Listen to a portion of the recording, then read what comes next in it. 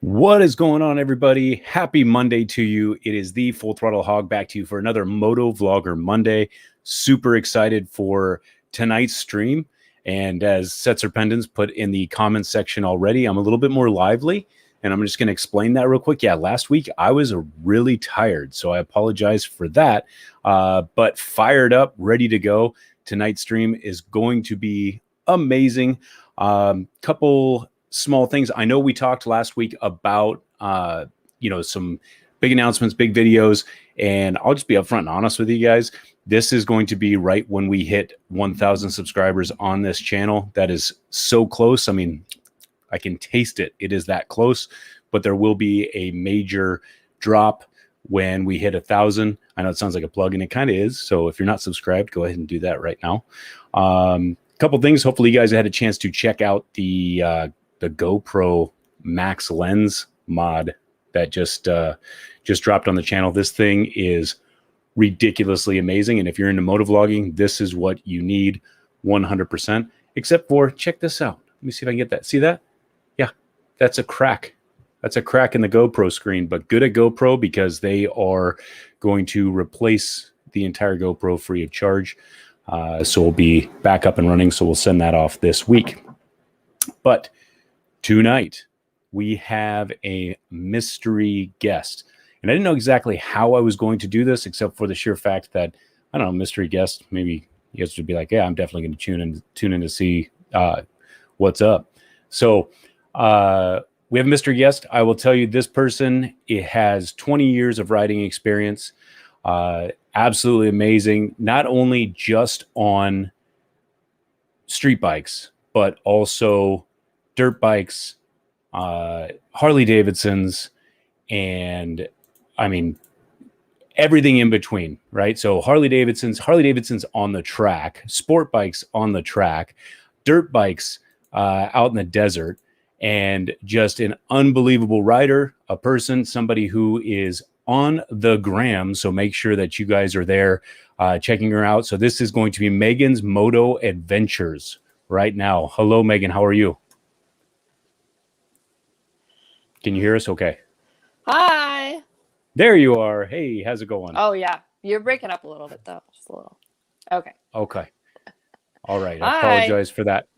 So Megan's Moto Adventures. Megan, thank you for coming on and being here with us today. And for those that don't know you just yet, why don't you just tell them a little about who you are, and maybe go back to when you first started riding. Don't really tell about the first bike because we're going to get into that, but when you started riding.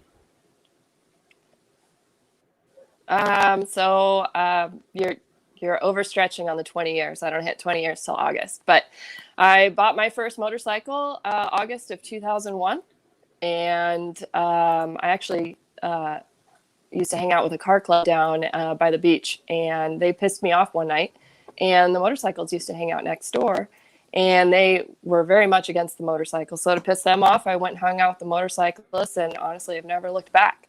But I've cycled through the sport bikes.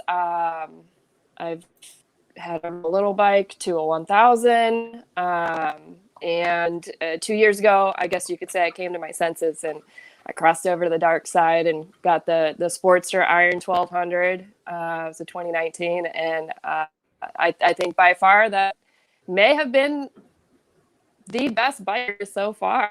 I did get into dirt biking about 6 years ago.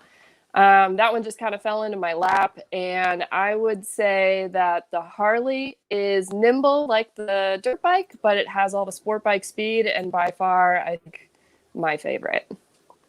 So at your house right now, you got somebody streaming some games or something going on? Because you're a little laggy. So that typically shows me that there's probably somebody online streaming something besides what you're doing now. Or is it just the internet connection? Oh, we might have lost her. Guys in my house streaming games right now. What's that? You streaming games or no? No games. All right. So so very, very cool. I mean, obviously the bike, believe it or not, I was there. And just to give everybody a rewind, I have known Megan since she was 18 years old, right? It was you were 18. Oh boy, this is gonna. Almost. Oh, you were almost 18. Okay, so and Megan and Yeah. my wife, we all hung out riding motorcycles in the same group, and that's how we all came about to knowing. When I took my sabbatical from riding motorcycles, she continued on. So she's got more saddle time than I do, and I will tell you with everything. So tell me, tell me a little bit. Let me go in order. I'm getting ahead of myself. There's so many different topics we're going to cover today, but real quick, so your first bike, when you knew that you were going to stay into that, were you immediately shopping for your next bike, or did you say, hey, I'm gonna use this for a while, and then tell us the transition from the first bike to the second bike and what it was?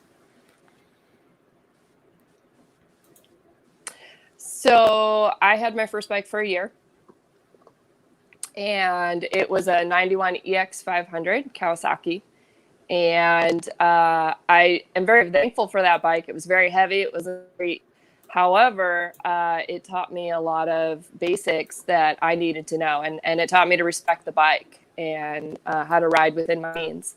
A good friend of ours is the one that convinced me to go from a 500cc to a 900cc, which in the real world, I would never suggest that to anybody. But I had that really strong foundation a year on that fat, lazy bike. And I had a 2001 Honda CBR 929.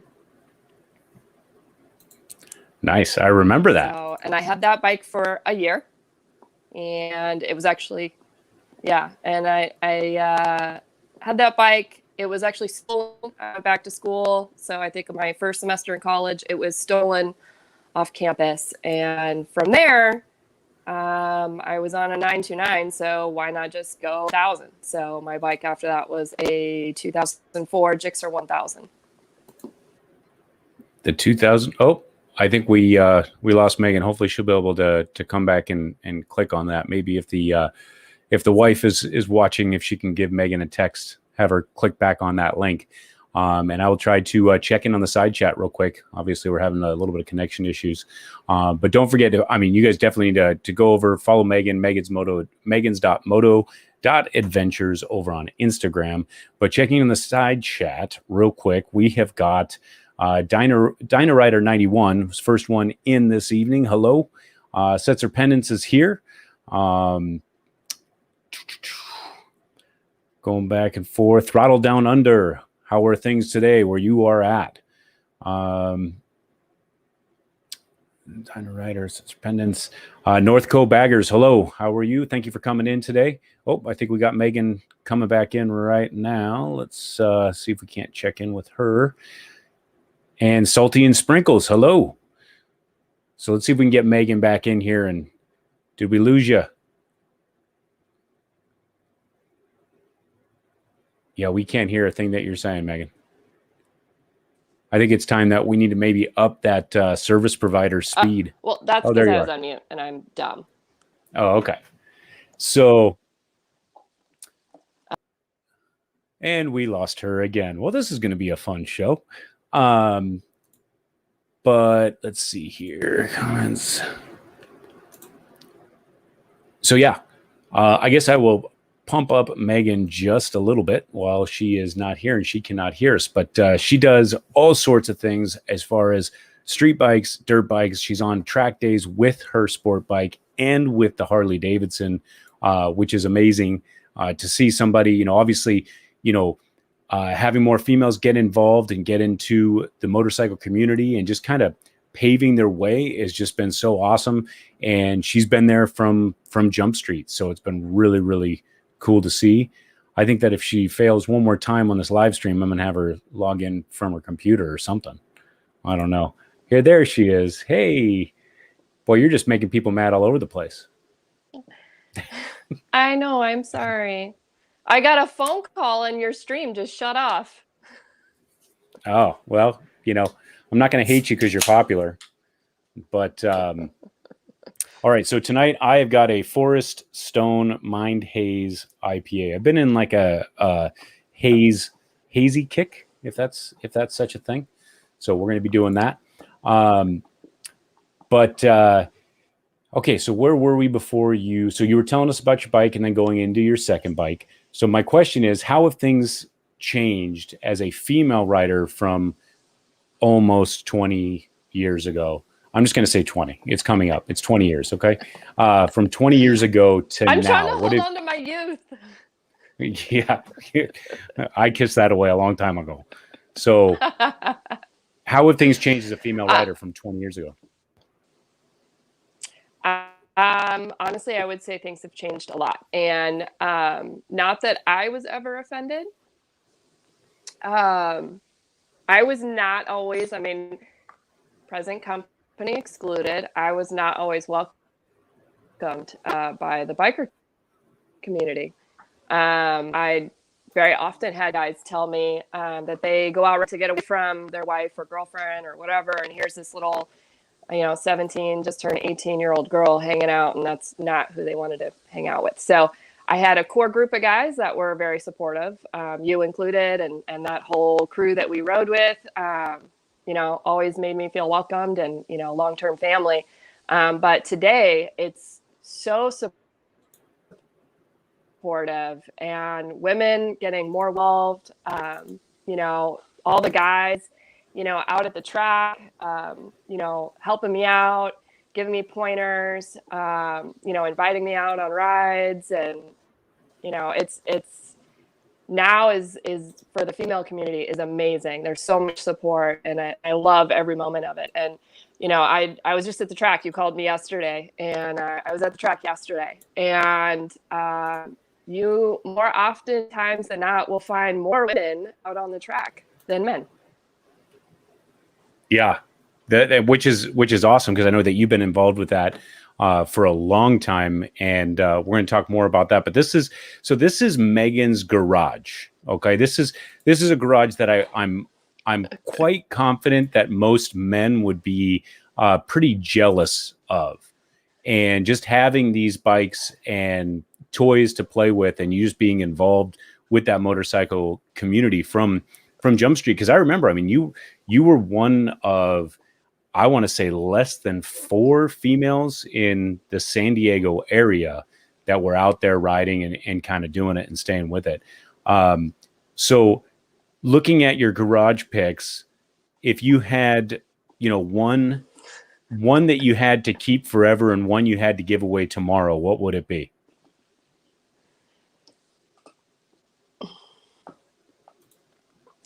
Just solely based on the bikes in my garage currently. Yes. I could part with the R3, and I would definitely hold on to the Harley. Well, good choices. Good choices. I like that. So with that, I mean, as far as the female community and going into those track days, I mean, are you seeing more female bikers and lady bikers out on the road, and now more than ever, versus, where it used to be, 20 years ago, you just ride up anywhere and whoever had a motorcycle would be like, hey, how you doing? And your best friends is still, oh, and we lost her again. This is fun. We might have to open this up because we have lost her. Let's go ahead and check in over on the side chat again. Side chat, shout out. Who's all here? Where are you guys tuning in from tonight? Where are you watching from? Go ahead and leave me a comment so I know if you guys are watching the replay. Obviously, we're having a couple technical difficulties. We're trying to sort through them. Sensor Pendant says Gremlins. That's pretty much correct. They don't want us to know anything more about Megan. I don't know. I think Megan needs to go over to like right next to the Wi-Fi box and just sit there. There she is. And you're back. This is a fun game. I just stole my son's laptop. Okay. I'm sorry. Turned It's it okay. into a drinking game. Every time Megan cuts out, everyone has to drink. There'll be a lot of drunk people watching all over the world tonight. I'll tell you that much right now. All right, so the motorcycle community, I'm assuming that you're logging into the chat with the laptop now. Is that what you're going to do? All right, let me know when you have it all loaded It's not my up. laptop. All right, once you click on the link on the laptop, then I will fix those issues there. But so now tell us about the first time you ever did a track day while you're doing that, if you can, before you cut out. So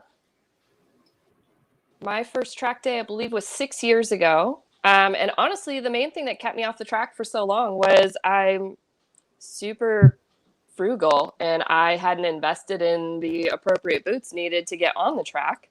So I finally, about 6 years ago, sucked it up and spent about $1,300 on a new set of leathers and finally got the boots I needed and headed out to the track. And I was so mad I hadn't done it sooner.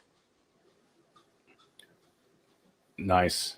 So the first track day didn't take much to convince you that that's what you're going to be doing. Oh, yeah. I think anybody who went out on the track would be convinced that that's definitely what they want to do.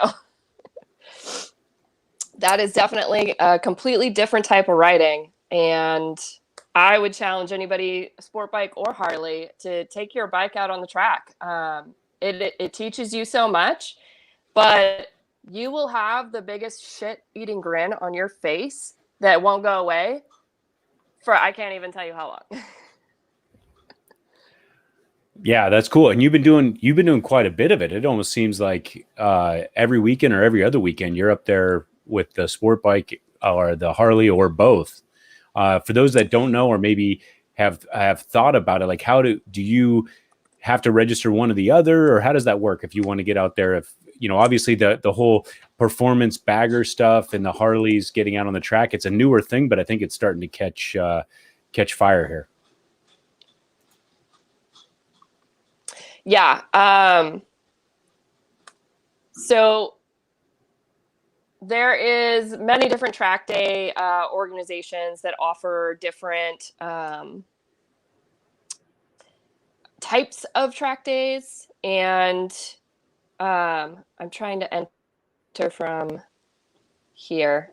Maybe you can click over on my laptop. Yeah. Here. Oh, trust me. As soon as I have the ability, I'm gonna ban this phone from everything. I'm just kidding. I'm just kidding. As soon as I see it pop up, we'll switch over. I'm sorry.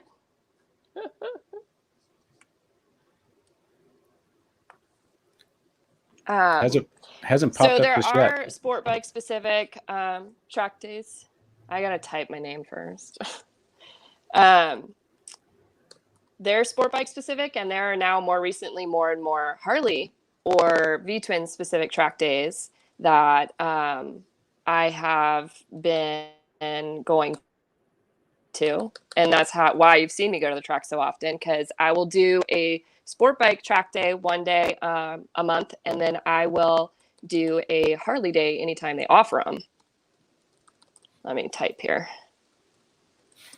So when it comes down to price and things like that, is it more expensive for the Harley? Oh, let's see. You know what?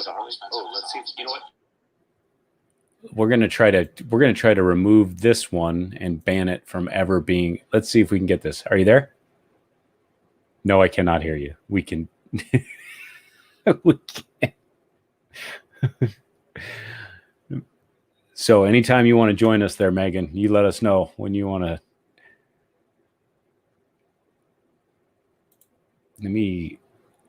I'm literally banning this phone from the studio. This is gone. All right.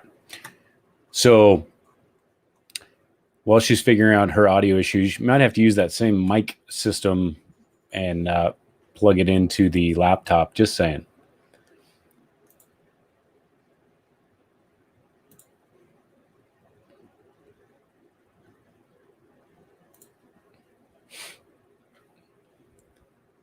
Sign language. I like that too. Hey, can you just sign to us and I'll just ask questions and you can give us the thumbs up?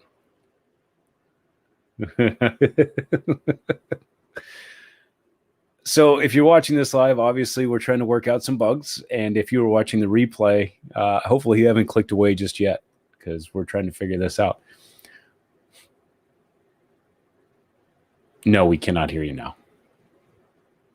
So actually, if you go back out, re-click on that link, and I'll entertain the crowd, because when you're typing in your name, it'll tell you to test out your audio and your video, and it should let you know if your levels. It's pretty dummy proof, but if you could just go ahead and fix that for us, that'd be great. So, all right. So I'm sure she'll be, when she gets audio, she's going to be tuning in here.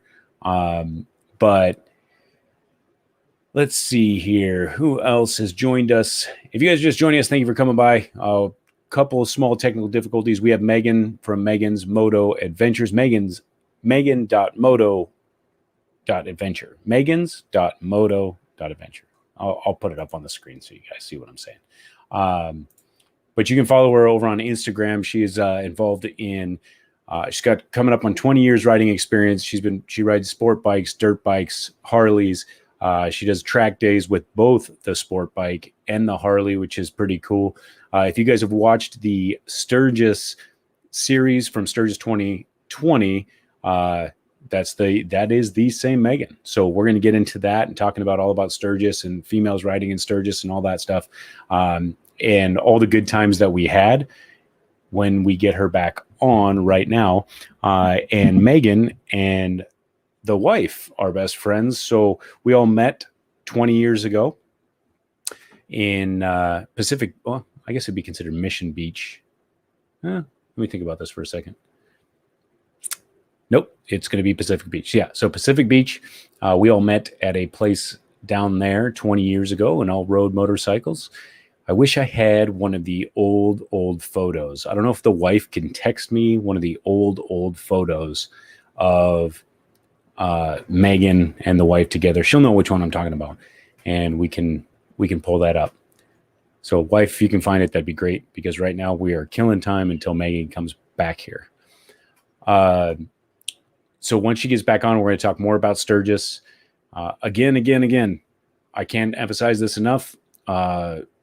So motivated this week. I've got a lot of stuff I'm going to be filming all week long. I'm going to be editing all week long. We got Thursday night bike night.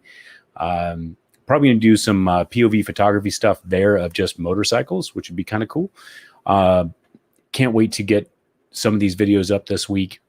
And once we hit that 1,000, I have a production ready to go, ready to upload. And it does have to do with, I'd say, 95% of you out there.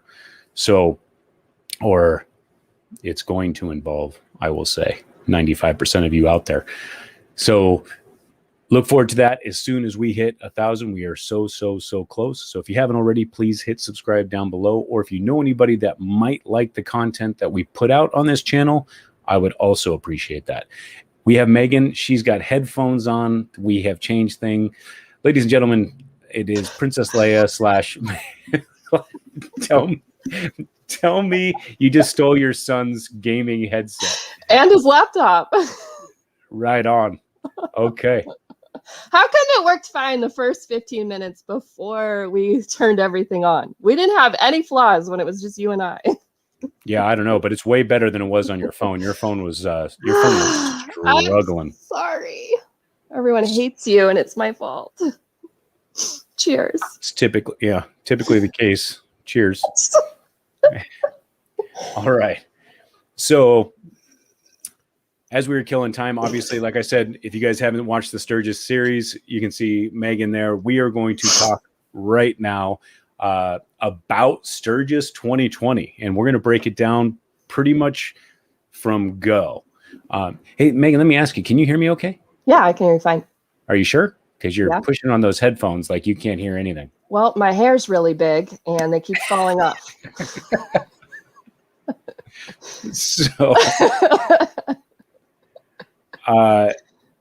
So check this out. So, you know what? I'm going to have to, while you're telling this story, I'm gonna have to make sure I do this the right way. But yeah, we're going to talk about Sturgis. Let's talk Sturgis 2020, when it came into fruition and how you and I talked about it and just your perception. I know how my story goes. I'm pretty sure I told it in a video, but tell me from Jump Street what your thoughts were of Sturgis 2020, booking it, actually going. Like, walk us through everything. And we'll start there and then we're going to continue. Honestly, I think you did most of the work.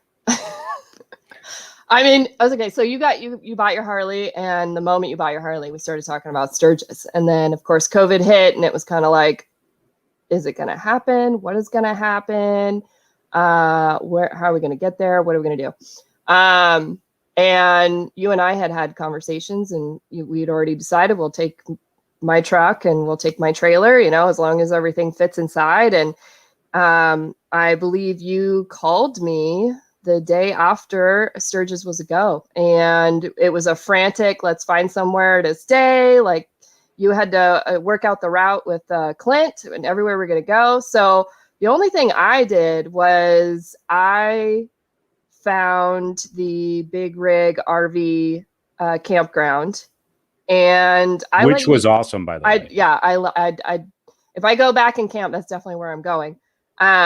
But from there, I kind of just let you take the reins. And honestly, I preferred it that way because I had done a trip with a handful of other females the August prior. And I got to do all the planning, and I just don't ever want to do that again.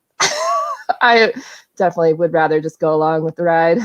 Yeah, there's a lot of pressure. There's a lot of pressure when you're doing the planning, and then because if something goes wrong, they all point to you, and something is always going to go wrong. So you're on motorcycles, weather, something, food, restaurants, something is not going to go planned as planned. And yes, there's always that one person that's just not okay with it not working out the way it was supposed to. Yeah. So, I mean, all right. So yeah, that's pretty much how it came to be. We were chatting. We said, hey, we are going to do Sturgis 2020, and Megan's 15-foot toy box, that hopefully you guys have seen the series, so you know exactly what I'm talking about. I mean, we're not talking about a big space here, and it was me, the wife, and Megan making it work. So leaving from here, I do have to give Megan some kudos, because some people may have not have watched that series. Megan drove, I want to say, was it 19 hours or something ridiculous? I know I say it in the video, 19 hours straight, refused to hand over the steering wheel, and just kind of powered through. And I mean, I think I was taking naps. I was doing filming. I was eating. You were snoring. Yes. Yeah. And then all of a sudden I just got a chance to just pull the rig just a little bit down the road, and then I think you took back over after a few hours and actually drove into. I drove into Wyoming. Yeah. Yep. So we decided to do. You had obviously not done Sturgis before. You had not done Wyoming, right? Nope. Okay. So then we get into Cody, Wyoming, and why are we in Cody, Wyoming? Walk everybody through it. So we went to Cody, Wyoming. We stopped at a KOA, and so we got into Wyoming after 19 hours, and then we when Ryan took the helm, we somehow went the wrong way, but we found that what was up with that? Somebody doesn't know how to use GPS. In fact, somebody didn't know how to use GPS the entire trip, but that's another story for a different day. I'm glad we're not with that guy anymore, because but we ended up going out of our way, but we found that really cool lake, and we got a lot of really cool footage with the drone over there, which was cool. But so we got into Wyoming, we drove into Cody, we parked at the KOA, we stayed overnight, and then we got up the next morning. We unloaded the bikes, stayed in the trailer, and then got up the next morning, and that's when we rode Beartooth Pass into Montana, and we stayed the night in Montana. Right. So let's pause there and let's talk a little bit about the trip in itself. Just even the road trip for me we had such a good time the entire way. I mean, there laughing the entire way. It didn't feel like, I don't remember how many hours. Was it 27 something? I say 20, I believe it was 28 and a half. Yeah, it was a long, nonstop. It was a long nap for Ryan while, you know, his wife stayed up and chit-chatted with me while I drove. Hey, I was tired from filming. Oh yeah. Attaching it to the oh shit handle was really hard. Yeah. So I mean, I had to focus on getting the shot. Okay. I had one job. So we were there. We have an interesting experience the first night, which we didn't capture on video. And I do want to talk about it right now because we decided that once we got everything unloaded and we were camping next to some questionable folk. And so we decided that we were going to go out. We were almost arrived, or at least we're in vacation mode at that point. And we decided we're gonna go and get a bite to eat. Yeah. Well, I mean, we were excited. We got out of the car. We wanted to get on the bikes. So we have to take the bikes out, sleep in the trailer anyway. So we took the bikes out. It was like 97,000 degrees outside with like 10 million humidity. But we got the bikes out. We waited for it to just cool a smidge, and we jumped on the bikes and we went and got dinner. And we went to a nice place. We were bougie that night. We were. It was the Best Western Hotel, I believe. Yeah. Yeah, we had ourselves some good food. I think you had a steak dinner. I had a chicken fried steak dinner, actually. Well, okay. Well, best of both worlds then. Yes. So then we decided that, you know, there was a storm kind of in the midst, and it wasn't that close when we left. It was like, so, but Megan being, you know, hey, we're away from California, right? Different rules. So she wants to go ahead and say, you know what? I'm going to do this ride. No helmet, no jacket. I'm just going to go. It was 97,000 degrees. Nobody was wearing jackets. Okay. All right. So I'll let you have the jacket thing because I don't think I wore a jacket. But you weren't wearing a jacket either. But let's talk about the no helmet thing and what happened after dinner that made you wish that you could have worn that jacket or that helmet. I'm pretty sure it was hailing. So we get it caught in our first storm of this trip to the point it's so bad. And Megan's got nothing but sunglasses on. And actually, I think you put your clear glasses on. You at least brought those. Yeah. And we get stuck in this, I mean, lightning, crazy storm. Torrential down. Yeah, it was like an instant torrential downpour. Yeah, I mean, to the point where we had to stop over at a gas station and use the overhang just for a little bit of protection and trying to figure out how we're going to get back to the KOA. But we were all laughing just as hard as we are now then. It was an interesting trip for sure because, I mean, it was just one of those things where you had to be there to almost enjoy it. So we get done with that. And then we go back to camp. It's late. We rack out pretty early, and we're getting up in the morning to go where? So that's when we headed up towards the Beartooth Pass. Okay. So walk us through your either perception and then the reality of Beartooth Pass. So I didn't have like a preconceived notion of what we were getting into. I just knew that you had said you had a conversation with Clint. Clint said we had to do it. It's the most amazing thing ever. And again, it could have sucked. I'm just here along for the ride. I didn't have to plan it. I was going. And so of course, you have to do all your filming and things like that. So I have to like stop and wait everywhere. But it was fun because we got to we would stop every, I don't know, big like rest, I don't want to say rest stop, but like a turnout and stuff and take in the view, and you got to do filming, and I got to just like see so many parts of the country that, I've never even been close to seeing before, things I didn't even expect to see, so many things, that I see in pictures. I was thinking about that the other day, like we post pictures of, beach sunsets and, like the backcountry that's here, but most of it's desert because we're SoCal. And then we see people from the Midwest post pictures of trees and lakes and like gorgeous things that's their everyday life, just the way our beaches and sunsets are. And I finally got to see that in person. I got to see what I've always, you know, kind of been envious of, and in, you know, green. We don't have green here. There was so much green. And when we stopped, I don't know exactly where, not the first stop where you took the drone out, where it was like the woo road, you know. Right. But I think it was the second stop, and there was like that big water. Oh gosh. I think we were 18 right there.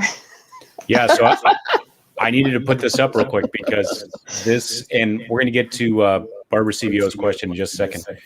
But this is the wife along with Megan. And this is going to be circa 2001, right? 2003. Excuse me, 2003. Oh, yeah. But we're not done. The wife has hooked us up with some more photos, and I'm going to pull those up. Maybe not. What the heck just happened? Where'd they go? All right, I'll get to them in just a second. But yeah, so I mean, going back, and real quick, let's take a timeout because I need to check if there was a question by Barbara CVO, and I lost it. I think it had something to do with the amount of miles, maybe. Yes, it was miles and talking. Oh, here it is. All right. So, how many miles do you put on in a year, or most miles in a year, and what bike? So, obviously, with as many bikes you have, I'll let you take it away. Hard to keep track of because I do have so many bikes. A number that I know of is on my second bike, on my CBR 929. In the year that I had it, or just shy of a year, I think I bought it in October and it was stolen in September. But in the year that I had it, I did 29,000 just on that bike. On the CBR? On the CBR, yeah. Damn. Yeah. Yeah. That's putting on some miles there. Yeah. But between like the Harley and the Gixxer, and then I don't keep track of track miles, so I don't know how many miles I'm doing on the track. And then if we wanted to count dirt bike hours, who knows? Right. Yep.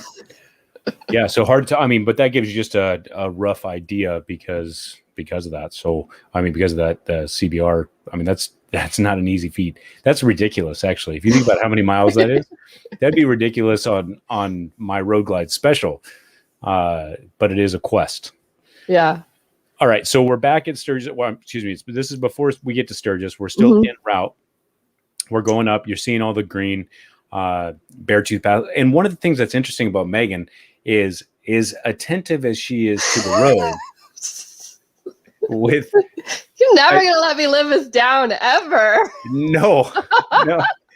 As many miles as she has, and pays attention to the road, man, she can miss the most beautiful scenery ever.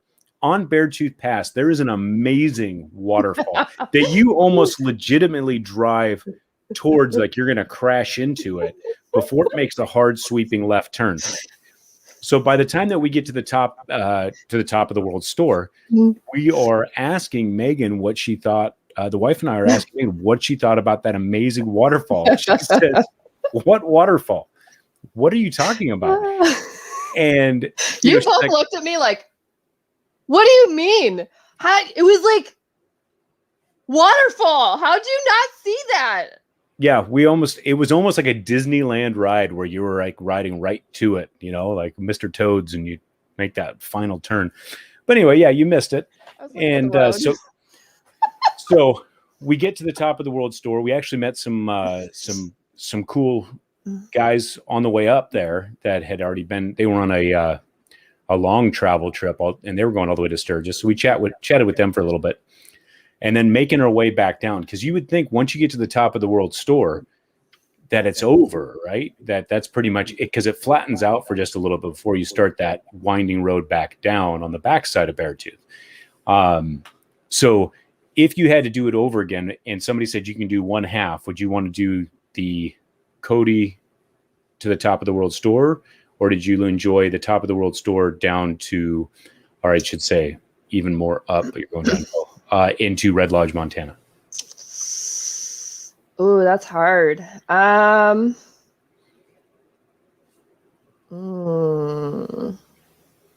feel like I have to redo the first half because I missed the damn waterfall. Yeah.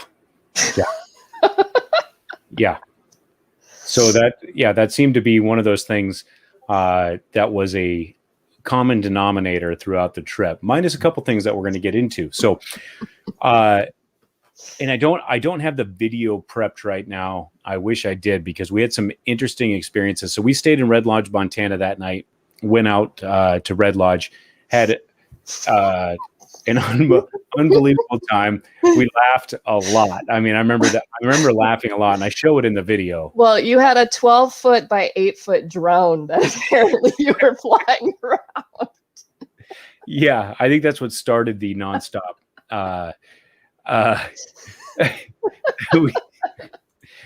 The nonsense from that night. But oh, thank you. We were so we go out, we have a good time, and then the next day we decided that we had to start looking at timing, right? Because we could have done the route back again, or we just need to get on it and go and get back. Well, we had to hurry up and get back to Cody, because we had to not only get back to the trailer and load the bikes in the trailer, and I know that we really stressed it in you stressed it in your videos, that we put a road glide and a Sportster inside of a 15 by 6 foot toy hauler that is not meant for it. No, it shouldn't happen. We had to go back. We had to hurry up and ride back and go play Tetris is what we had to do, because the trailer's so tiny. The bed has to fold up. You take everything out. Everything has to come out. You have to fold the bed up. You got to put the couch up. You can't have any gear. You can't have anything in there. Then you got to put the wheel chocks in there, and you got to my bike had to go in backwards. Your bike had to go in forward. And then you had to get all the camera gear and all the bags and all of everything all wedged in between, but nothing could get scratched and nothing could, it was madness. And there is a time-lapse video that I sent you. You didn't put it in your video, but you probably couldn't. But it's hilarious to watch, because it's just us this goes out, this goes in, this goes out, this goes in, this goes back out, this goes back in. It's kind of ridiculous. But then we had to haul ass and get to Sturgis, because once the campground closed, you're not going in. And it's not like we can just sleep in the trailer. We have to take everything out to sleep in the trailer. So we were speed racer all the way into Sturgis, doing a lot of things with a mid-sized truck that it was not meant to do. Right. And of course, we're, from California out here, they say if you're towing a trailer, you only can go 55 miles an hour. No. Let me tell you, there was certain points in that trip. If we were in California, we wouldn't have made it. So, and not only that, I mean, once we got back to Cody, we had to let the bikes cool, and it was 91, at least 92 degrees. So then you had to let the bikes cool, because we couldn't put them in there hot. We had, clothing, we had stuff all over the place. So then we jump in and start heading towards Sturgis, and we were excited, right? We're fired up. We're on the way. Already had amazing time, to be honest with you. Oh yeah. Even to think that that's how we started the trip, and that we still had another 10 days ahead of us of just motorcycle riding in Sturgis was amazing. So we get on the road. I mean, I'm exhausted from driving so much that yeah, I drove, so it's fine. So then Megan decides that it wasn't even Megan decides. The sun was setting, it was getting low. The sun was going down. Our gas level was getting almost to the point of danger zone. Actually, it was well past danger zone. It was questionable. And however, we brought 5-gallon drums. And if you rewatch the video of Sturgis in the travel day, you'll even see a very small snippet, because I didn't put too much in there. But we know that we're running out of time. We cannot stop at a gas station. And So here's what we'll do. We'll pull over on the side of the freeway. And just like any human being would do, we'll grab one of these 5-gallon drums and just dump it inside the truck. And therefore, we can just get right back on the road and hit the gas, get there on time. Well, Megan's vehicle has a safety feature, if you will.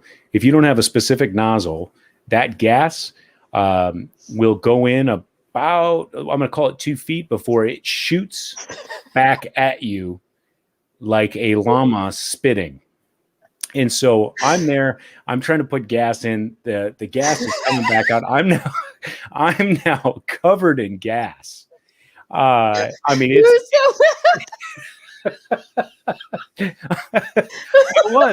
I was very upset. I was saying, we're never gonna make it. God, I could tell the story. So now, because this is an epic fail, I mean, we tried 2 gas containers. It just wasn't going to happen. So now we decide that we're going to back up on the freeway. Yeah, because we missed the exit for the last gas station. We were going to run out of gas, so we have to back up. I'm stinking like gas. I'm running down the street. I'm trying to guide her back. Oh, we missed even the initial part of this trip. We hit a traffic accident where we had to also go backwards on a freeway. So then we so we had to be at the campground by 8 or sundown or something like that because, as the wife said, because they stopped letting you in and setting up. So we go over to the gas station. I don't even think we filled it up. I think we just put enough gas in there just to get us to where we need to go. We've never been to Sturgis before, so of course it's a whole new experience. We're looking at the sun or lack of sun. And now we go into where the campground is at. And if you guys have not ever been there, the Big Rig Campground, you almost have to go through like a residential neighborhood to get there. So you automatically think you're in the wrong place. There is there's multiple deer all over the place. And of course it's like, oh, cool, but we have to go. We finally get there. I think we were the last people allowed to come in. Not like there was anybody behind us, but if we didn't come in exactly when we did, I don't think that we would have got in. But really nice people when we showed up. That campground, if you guys are going to Sturgis, you have to definitely check them out because Big Rig Campground, I mean, it's one of those places where it's not rowdy. So if you're looking for the rowdy bunch, that's not the place to go. But if you want to get your rowdiness down on Main Street or out in Sturgis, and then when it's time to rack out, have a peaceful place to be, highly recommend it. So then after that, we're setting up, and it's time to get the bikes out of the trailer that we Tetrised in there. I threw check engine light on the way right before we go. I was like, hey, we're just going to deal with that, once we're in Sturgis. And then we get the bikes out, and we noticed that the bikes didn't get along very well in the back of the trailer. Had nothing to do with the driving. Yeah, it had nothing to do with towing a trailer at 85 miles an hour. That's, nothing to do with it. But either way, they didn't get along. They had some type of a fight or disagreement in the back of of Megan's toy hauler. And it just basically just scuffed up a highway peg. But of course you're looking at it and it's nighttime. You're already like, you barely made it. I'm like looking at it. I'm like, oh man, this is going to suck. It ended up not actually being that bad. So we're there a little bit early. We get camp set up. Obviously we're exhausted. We're tired. We go to bed, and take us to the next, like, from your opinion. I mean, I know I showed the video on my point of view. So tell me, like, you're waking up the next day. What are you thinking? What are you feeling on? I'm trying to remember what we did first. I believe we went to Mount Rushmore the first day, correct? Yeah. So, I mean, I was so excited. I'm thinking we're about to do like a 2.5-hour ride. I think that we're about to like go into the countryside. And I was so shocked. Like, I knew that we had to get to Rapid City, and then like off into the distance, we were going to get to Mount Rushmore. And like 10 minutes later, it was like, we're there. But it was so amazing. I mean, Mount Rushmore was never anything that I in my life was like, oh, I someday I want to go there. But it wasn't, you know, anything that it just wasn't ever top of mind. And so being able to, like, you know, it being a landmark, everybody knows about it, and it being right there was just like so. Oh my God! At that point when we saw Mount Rushmore, I felt like, it's gonna sound weird, but I felt like we made it. Like, we're there. We are in Sturgis. We are doing Sturgis now. Yeah. And so, yeah, so like we pulled off on the side of the road and we took pictures and whatever. And then we went up in there and we got up close and stuff. And from there is when we did we ride Iron Highway? Iron Mountain. I'm sorry, Iron Mountain after that. Was that the same day? I don't even remember, but yeah, so we left there and I think you got us lost that day and you took us down the wrong way. And then we had to circle all the way back around because one of your friends said that you take Iron Mountain Road down and Needles back. You do it in reverse because of the views. And it was a true statement. But yeah, we had to almost circle all the way back around to get on Iron Mountain Road and take Iron Mountain down. So we did Iron Mountain after that. But also none of it was bad. Negative. Yeah. All of it was amazing. But yeah, like the scenery, that all the roads that we rode, everything that we saw, everything we did that day was so outside of reach of what I ever thought that I would be doing. And I guess, like, talking about it now, I'm like, oh yeah, I want to do that. Like, planning my 2021 trip in my head right now. Like, oh yeah, we should do it in that order. Maybe not go the long way, but still.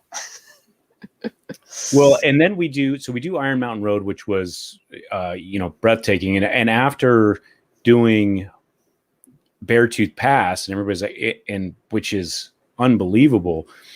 You know, the Black Hills they have some of the best roads, I think, ever. Mm-hmm. And you're not going really fast, and which was good because to get you to pay attention to anything other than what's right in front of you gave you a chance to kind of take in what was going on and actually see the scenic views.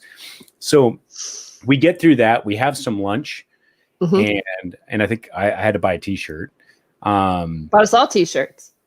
What's that? You bought us all t-shirts. That's right. So got everybody a t-shirt, and then we go down into Custer because we want to see some bison. And that was an epic fail. The first one. We didn't see anything that day. Well, we did. They were just like grazing like cattle. Just like way over there, yeah. Yeah, and yeah, nobody was getting attacked. Ironically, I think we were there the same day that woman got her pants ripped off, just at a different time.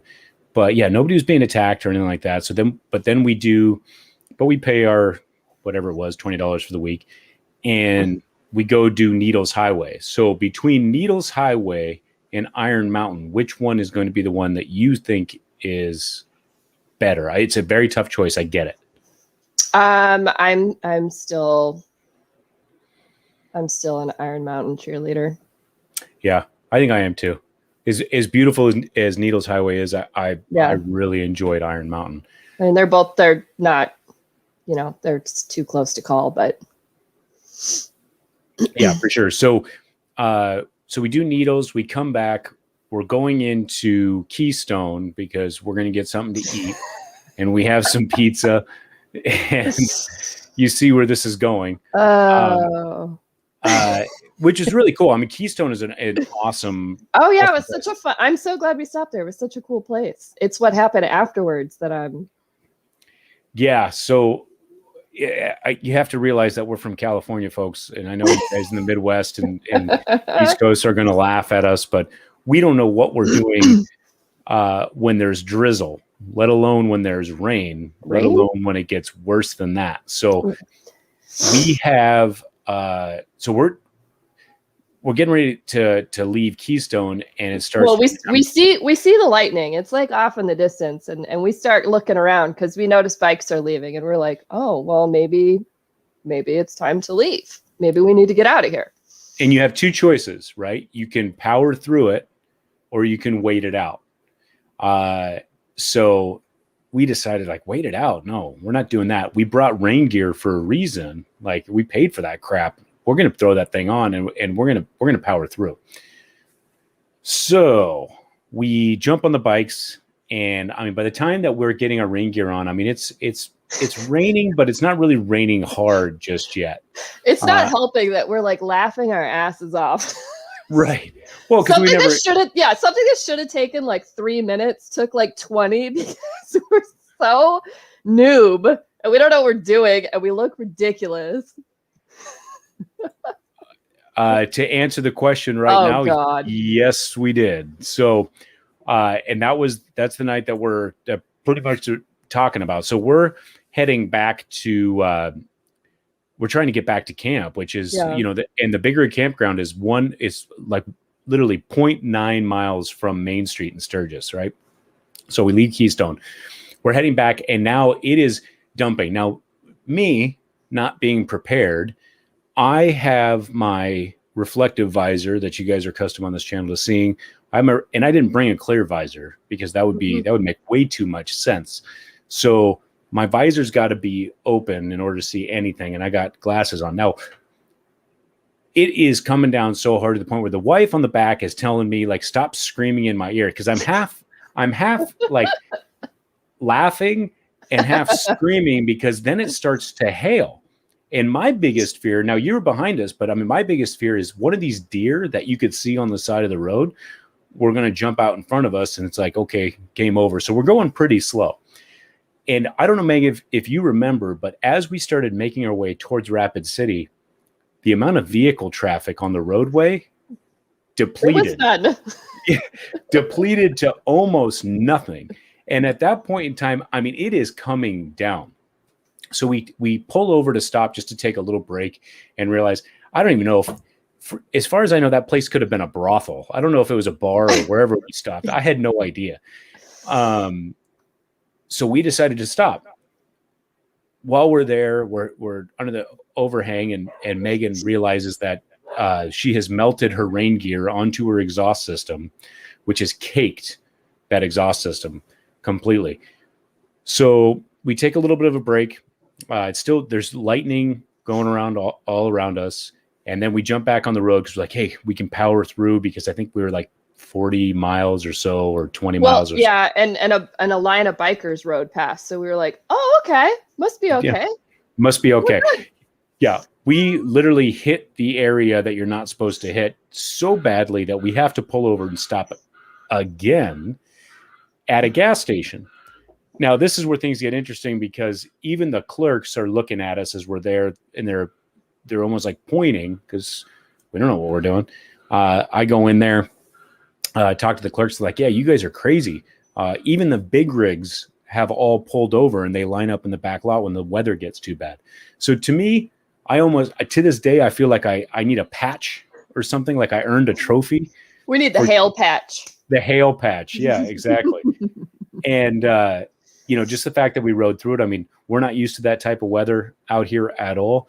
I've never been in that type of weather driving a motor vehicle, let alone a two-wheel vehicle. So, but we were laughing because we have the Senna system, so we're all in sync, and we were laughing. We were laughing up until the point when we left the gas station to actually get to the campground, and somebody took one exit too soon, but continued to go the direction as if we were going to the campground, and turned left down a dirt, muddy road. And kept going, didn't stop. Like, I don't remember a dirt road here. Let's keep going. This is a good idea. I totally forgot about that till right now. I can't believe you would call yourself out like that. But okay. Yeah. So yeah, and I'm sitting here like, stop! I don't want to go down this dirt road. That's right, because I believe your Senna system died. Yeah. It powered off.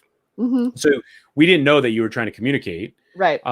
So we were everything looked the same. And now I just want to get back to camp. Right. That's all I wanted to do. And it wasn't even till the last second when I realized this is not where we're supposed to be. And by the way, this cement just turned to dirt and mud. And now we are in some type of a field or parking lot. I don't even know what the hell that was. But yeah, I followed your lead, and I yeah. So that's right. I totally forgot. And now now the frustration's kicking in on everybody's faces. I mean, we're laughing a little bit, but we know that we have to get back and have a beer or something because we're so close. We are so close to making it back safely. So we get back to camp. It was an interesting first day. The bikes are destroyed. When I woke up the next morning, I mean, the bike was just like, all right, this is just a lost class. Ain't no show pieces going on here. And yeah, that literally summed up day one. Now, that was day one. it was day one in Sturgis, full of activity. So get me into getting back to camp and getting into day two. Oh my gosh, what did we do day two? Didn't we feel like we did it all the first day? I don't even remember the order of things that we did, but we went. We did Crazy Horse. We did. Well, day two. We went day two. We went down to the dealership because you went and got your suspension done. That's right. Yeah. Yep. Me and Lindsay just walked around and got really sweaty and hot. Yeah, waiting. It was now that particular moment. So yeah, we went into Rapid City, obviously with the COVID outbreak and what they were doing. They had a big event at the Harley Davidson dealership. So we were there. We meet up with Pro Action, got the Pro Action system put in, and they're just kind of walking around because you have, when you're getting it all dialed in, it takes a little bit of time. And yeah, by the time that I looked at you guys, I mean, I'm sweating. You guys have been walking around. You're obviously over it. And so we were there pretty much all day. Yeah. We didn't do anything that day. We went to the bar on the way home. Did we? Yeah, we went. Well, we stopped in Sturgis every night. Yeah, that's right. Okay. Mm-hmm. So yeah, that's right. So we went down to Main Street in Sturgis that second night. Mm-hmm. So then on day 3, we decide that we're going to go into Deadwood, right? That was when we went into Deadwood. And first we did Devil's Tower, went into Deadwood, and then which is cool to see. I mean, I enjoyed it, even though that, Devil's Tower is kind of out there, out of the way. It was still very cool to see, but Deadwood I thought was an amazing town. Yeah, it was a lot of fun. I liked Deadwood. Like I would stay in Deadwood for sure. Like if I had an opportunity, I think I would enjoy Deadwood. Mm-hmm. Yeah, Deadwood was fun. We went and got lunch. It was kind of rainy when we were there, so we couldn't do. I mean, we could do a lot, but we were going to get rained on. But we had lunch. We sat outside and we had lunch, and we walked around. We went up to the casino and had a beer. I think I can't remember if we drank at the casino or not. But yeah, just kind of like walked around and took in the town, and we went into that saloon. I can't remember the name of it. Buffalo Bills. Yeah, Wild Bill. Wild Bill. There, I was close. Buffalo. You're thinking you're going to Vegas right now, and we're stopping at Buffalo Bills. No, we were talking about casinos. All right. I'm trying to think what else we did while we were there.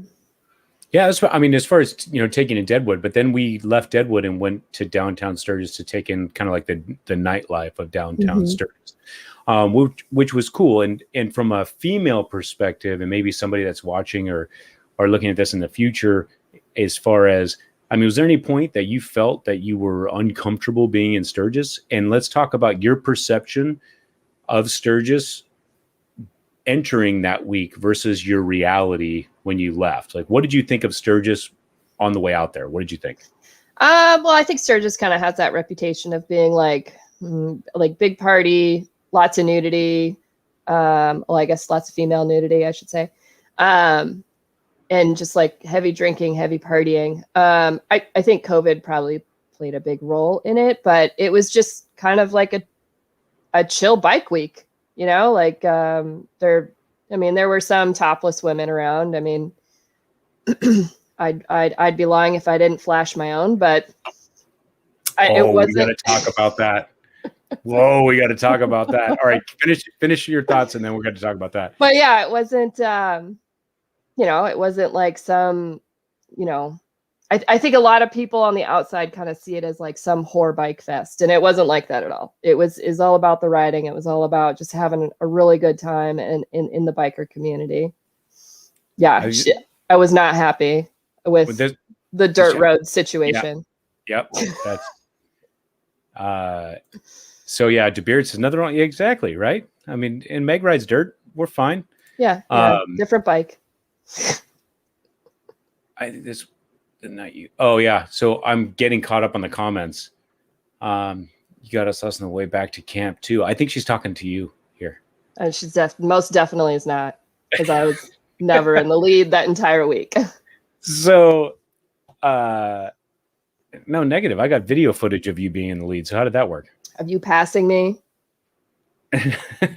So, yeah, no. All right. So that's pretty much the perception when you talk to people, and that's the perception that I had. You know, the disappointing thing being like, where was all the nudity? Like, I'm showing up downtown, like looking left, looking right. Like there was some, not a lot. And so, but it wasn't as rowdy as I thought it was going to be. Yeah. For sure. So then we, just had a good time taking in Sturgis. Now, going into Sturgis, it's actually very close to that same spot of the topless incident is almost exactly where we're going to be. I think we're staying 1 block away from that exact location. Oh, why'd you pick that location, Ryan? So I can go meet these guys. I mean, brilliant. It's ingenious. So when you're going into Sturgis off this road, you have this campground / home / I'll rent out my lot for you to throw up a tent. And all week long, all 10 days, there was people out there with a sign that said, what is it? They'll drink. What was the sign says? Something about flash your tits, we take a drink. Yeah, something like that. And we'd pass by. We'd obviously gone to downtown every single day of the week. And so we passed by it. And at one point, I mean, it's like sunset. So there's still quite a bit of light out. And Megan decides that, all right, forget it. So she's going to go cruising down the street there and pass by these guys while riding her bike and give them what they asked for. And of course, we're trying to, and I'm trying to think of exactly the footage because I know the wife was trying to be like, no, she is not doing that. Yeah, you guys were behind me. We're trying to film the entire thing and I don't think it came out because it was that spontaneous, but they got what they wanted. So good at you. And so, yeah, going through Sturgis, we spend the rest of the time. Obviously we showed up to Sturgis a couple days before the event actually started, which I thought was huge because we ended up revisiting Iron Mountain and Needles Highway on that Saturday. And just the difference in crowd for sure. I think you definitely would take advantage of getting in there a couple days early before the event starts because between Iron Mountain on that, what was it, a Thursday? That, and then the Iron Mountain again on Saturday was a huge difference. Yep. So just a pro tip, try to get there a couple days early and do the touristy rides there first. But every single day, I mean, there was really no stress. We really pretty much just said, hey, let's just go here and we're going to take a look at the map and just go do this. We chose the destination, but we never had an agenda. Right. Yeah. Which worked out really good because then I will tell you, we went back into Custer and I wish that I had Megan mic'd up when we had the second run-in with the bison because Megan at one point in time was almost like a chihuahua that was hiding in between her owner's legs or even a stranger's feet, because she's trying to wedge her bike in between random strangers because these bison are coming right down the road. One of them that's on her right, going to the back and coming towards her, and she is looking around all over the place. Hilarious because the wife and I were laughing at you the entire time because you were a nervous wreck, but it was really cool to see. You wouldn't have wanted me mic'd up because it just would have been me screaming. Because I think I was just, ah! Ah! So De Beard said you probably made those dudes day, is what he was trying to say there. So then we are just taking in the rest of Sturgis. It was an amazing trip. We had a lot of good times, a lot of laughs, but that perception versus the reality, and then coming back out of that and leaving, we actually had a conversation on the way out there where we saw either an Instagram post or a Facebook post where somebody talked about bringing their child, and I remember us being in the car being like, oh my gosh, this is insane that somebody would bring their child. It was like a 13-year-old, it was a dad and daughter or something like that, to Sturgis. And of course, here we are judging this because we haven't been there yet. And we're like, like almost shaming this guy, right?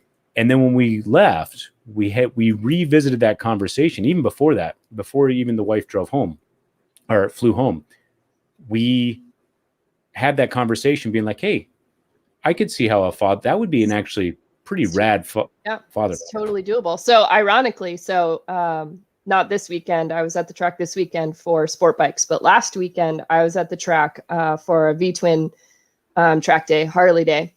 And the track is just outside of Palm Springs. So sometimes like bikers will just ride in from Palm Springs. It's about a 45-minute ride. And a couple, husband and wife, had parked next to my trailer in my pit area. And they were talking to me because I was the only female out there riding. So they were kind of talking to me, the wife trying to ask like how to get into it and things like that. And we got talking about Sturgis. And they didn't go last year because of COVID. And so they were asking me, what it was like and things like that. And they were telling me, so their son is 13 now. So 2 years ago, they took their 11-year-old with them. And they rode from Palm Springs out to Sturgis with their 11-year-old on the back of dad's bike. And then the wife was on her own bike. Wow. Mm-hmm.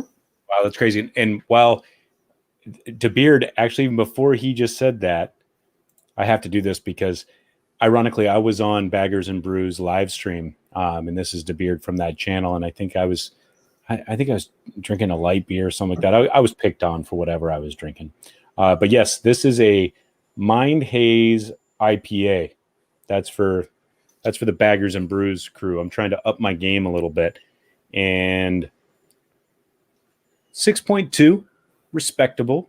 Okay, it's not the crazy stuff like these guys. If you haven't seen Baggers and Brews channel, Megan, they have a good live stream. They usually have them on Thursdays. They do everything motorcycles, and they talk about beer. I mean, there's nothing wrong with that, but they drink like 9.8 or something crazy. So yeah, well, my preference is a strong Belgium ale, right around like the 10%. So yeah, see, there you go, DeBeard.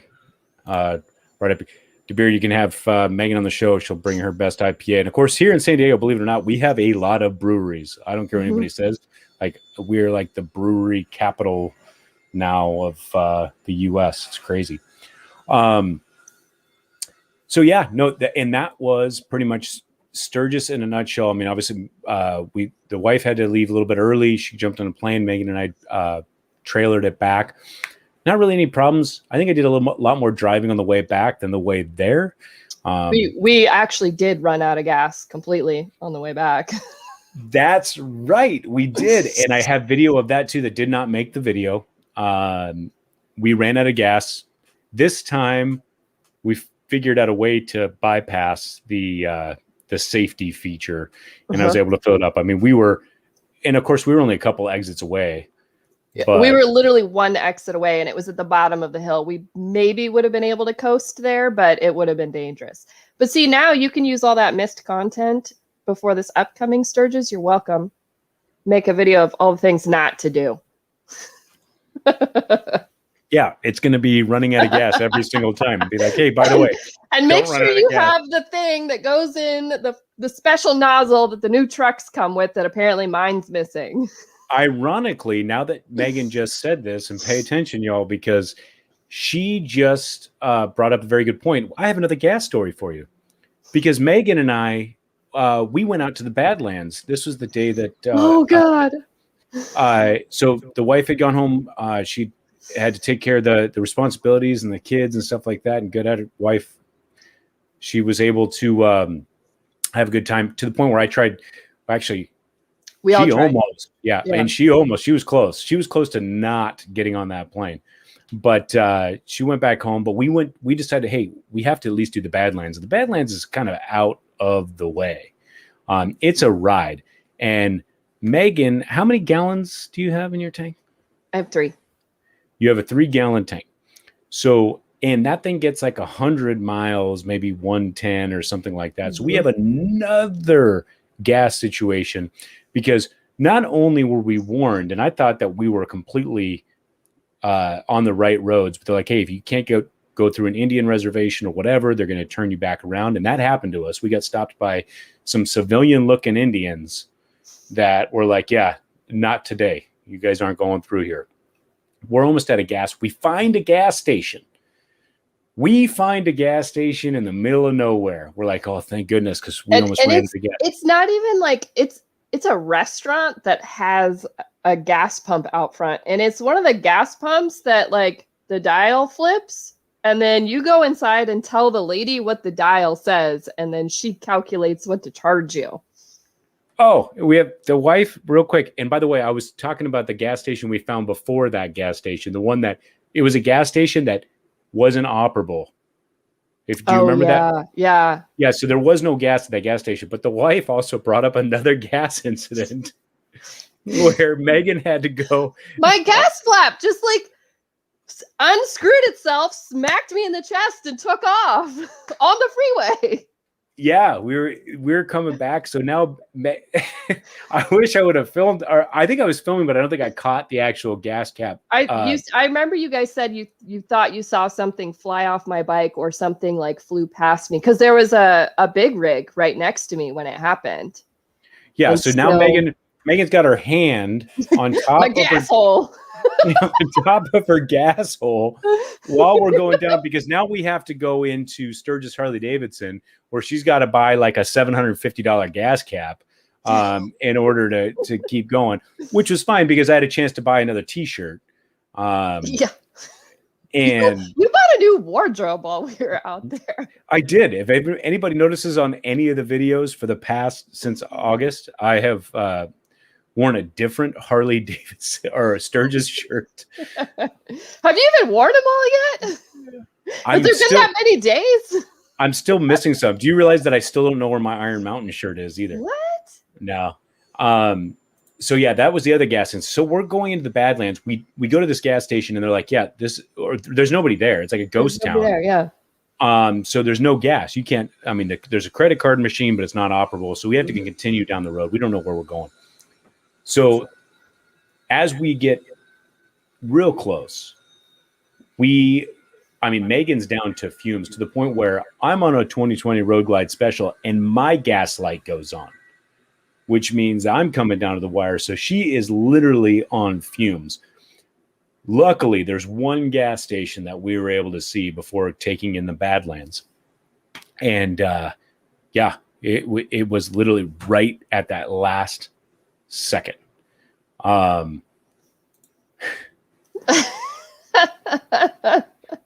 Hey, I want Boosted Bagger to come to the track with me. Oh, I'm sure he'd do it. We got to find him a set of leathers. You got to come out to the track with me. Oh, he'd do it for sure. With the turbo? Know. Yeah. So anyway, we almost run we almost run out of gas, both of us, and then we take into the Badlands, which is cool. It was probably, of all the things that we did, it was probably the one that I'd be like, hey, you don't have to do. That's just my opinion. It reminded me of being in the Superstition Mountains, but like on a cement road. Boosted Bagger said he's down. Hey, the last time that he said he's down, I went on a 1,000-mile road trip within 24 hours. So be careful. Okay, well, the next time they did a track day 2 Fridays ago, and I asked them when the next one's going to be, and he said they're hoping to get one in before the end of the season, and end of the season is June. So if they post one in May, I'm going to expect you to find some leathers because you're going to go. Yeah. So that's another gas story, but I do have a present for you. For me? For you. And so what I have for Megan, so that we don't have to deal with this problem again, is I have a backup fuel system and also the carrying case. Oh my God! So that, and it's by Lowbrow Customs, Moto Parts and Accessories. But this will be a backup fuel system so that we never have to run into that issue again. So obviously, Thank you. I'm going to overnight ship these to you. Just kidding. I'm going to probably drive them to your house because you live like 20 minutes away. But yeah, therefore you'll have this. It's pretty much for your bike. I'm pretty sure that's what they made these things for. Boosted bagger. I don't think you're hot enough. Sorry. Uh-oh. He said he needs one too. Yeah. You know, that's so funny because with his turbo, he only gets about 110 miles. He's the one that was like, get gas. You're not going to make it. Yeah. And we actually met up with Boosted Bagger when we never really talked about, you know, going through, what is that one? What am I thinking of? Spearfish? Yeah, Spearfish Canyon. So we did the Spearfish Canyon with Boosted Bagger. Had a great time through there. And well, because him and I were trying to push the speed limits, but we were waiting on your slow ass to catch up. Yeah, you say pushing the speed limits is when you're going double the speed limit, you're not necessarily pushing anything anymore. You're pushing your luck. I don't know what you're talking about. Yeah. Well, neither do I. But yeah, totally fine. You do you. Yeah, so they're sitting there like racing through the canyon. You got like 300 motorcycles on this road, and they're trying to like race each other through this canyon. I was like, hey, deuces, you guys have fun. I had too many gray hairs for that. So, yeah, he says, yeah, he's slow. I'm good, baby. Hey, I had here too. I had crotch rockets back in my day, and I got the bagger to cruise. To slow down. Slow down. I don't trust myself on a crotch rocket. So, yeah, the wife says I'm still finding all the t-shirts, which is true. But yeah, so that was a crazy trip. So tell us now everything that's going on. Are you planning on doing Sturgis 2021? Yeah. So ironically, just like 3-4 days ago, I booked my hotel in Red Lodge. And I'm going to do, a girlfriend of mine is going to, she's been wanting to go, but she doesn't want to go. She doesn't want to do Sturgis with the guys. And so I had a conversation with her and I said, well, if you want to go, let's go. And so her and I are essentially going to semi-repeat what we did last year. I showed her all the pictures of Beartooth and she wants to do that for sure. So I went ahead and booked a hotel, not the same one we stayed in, but one not too far away. And ironically, just not yesterday, Friday, I reserved a cargo van for a ridiculously cheap price for 14 days. And we are going to cargo van our bikes out to Sturgis. So talk us through that. What do you mean cargo van? So I literally rented a van that we can put our bikes inside of. And we're going to drive. I have family in Utah, so we're going to drive to just outside of Salt Lake City, Utah. We're going to drive there the first day, stay the night, hopefully get a nice free dinner out of my parents. And we will continue on up to Cody, Wyoming. And I'm still trying to figure out where we're going to stay. The same KOA obviously is a possibility. They have a lot of really cute kind of little motels in Cody, actually. They're kind of pricey just for the night, but I'm going to call around and see if maybe we can pay for a night and then maybe just pay for parking for the van for the extra day. So we can just kind of ditch the van like we did the trailer last year and do Beartooth, stay at the hotel in Red Lodge, and then either do the same route or maybe switch it up on the way back because we won't have that restriction of time getting into Sturgis the next day. So says you. We're staying at a house with a friend.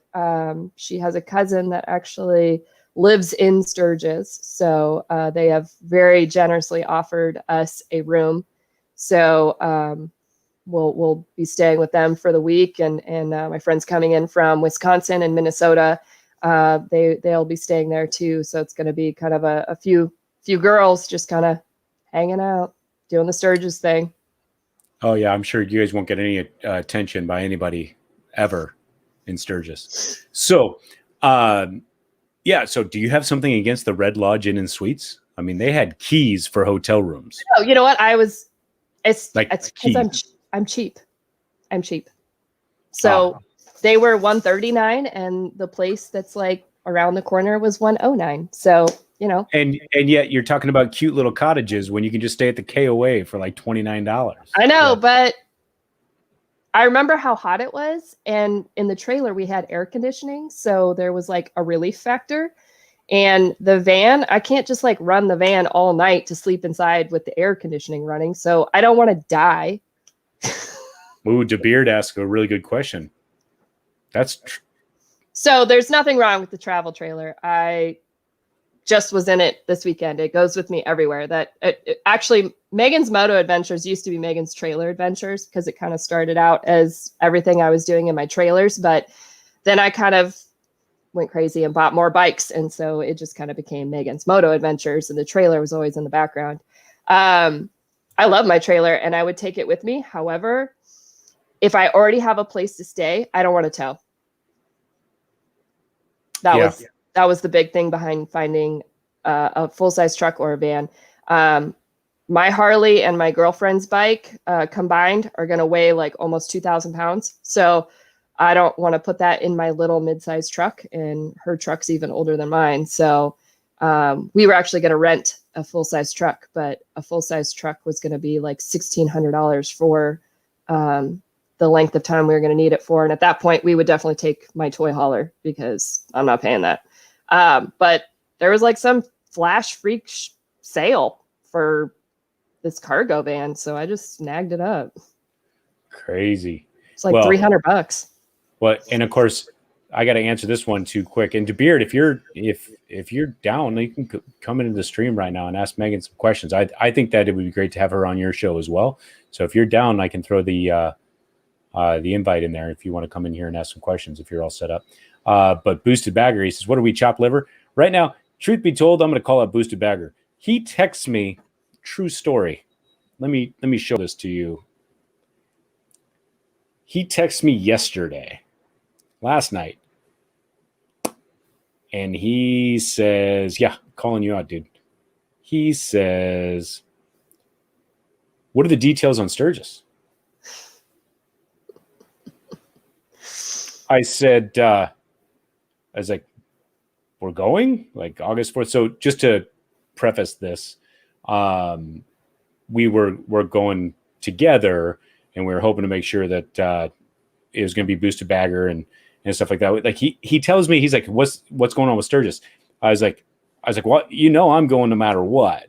So I'm assuming, because it was kind of up in the air on whether he was going to be able to get there this year or not. And then I got nothing. He asked me what's going on with Sturgis. Is like, oh yeah, we're going. Here's the dates. Like everything's like, and so I was like, hey, so I sent him a replied text. I said, so does that mean that you're going? ? I didn't hear a damn thing the rest of the day. Yeah, he says, ha ha ha. Let's see. I'm going to throw this in here real quick so that anybody that is watching, if you guys want to come in, ask Megan some questions, you can do that. Let me throw this in here. It'd be great if DeBeard wanted to come in. There is the link right there on the side chat. I do, before, obviously, look at this guy. Look at this guy. Dog ate my phone. I do want to play Around the Horn with Megan. This should be very, very interesting.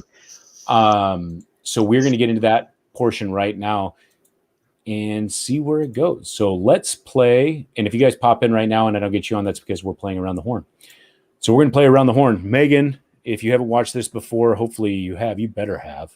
And I've been here plenty. Okay.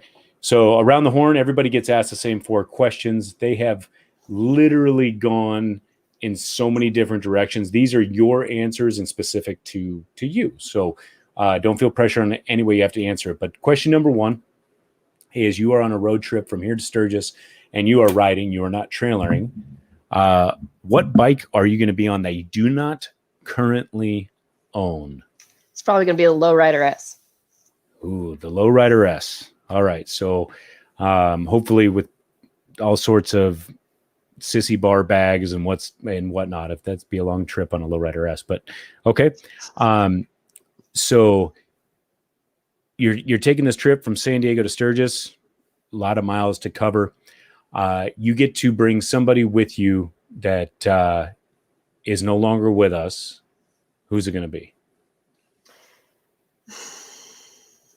So I've always thought about this every single time I watch one of your moto vlogs. This is really hard for me to figure out. So I'm going to explain my thought process if you don't mind. Sure.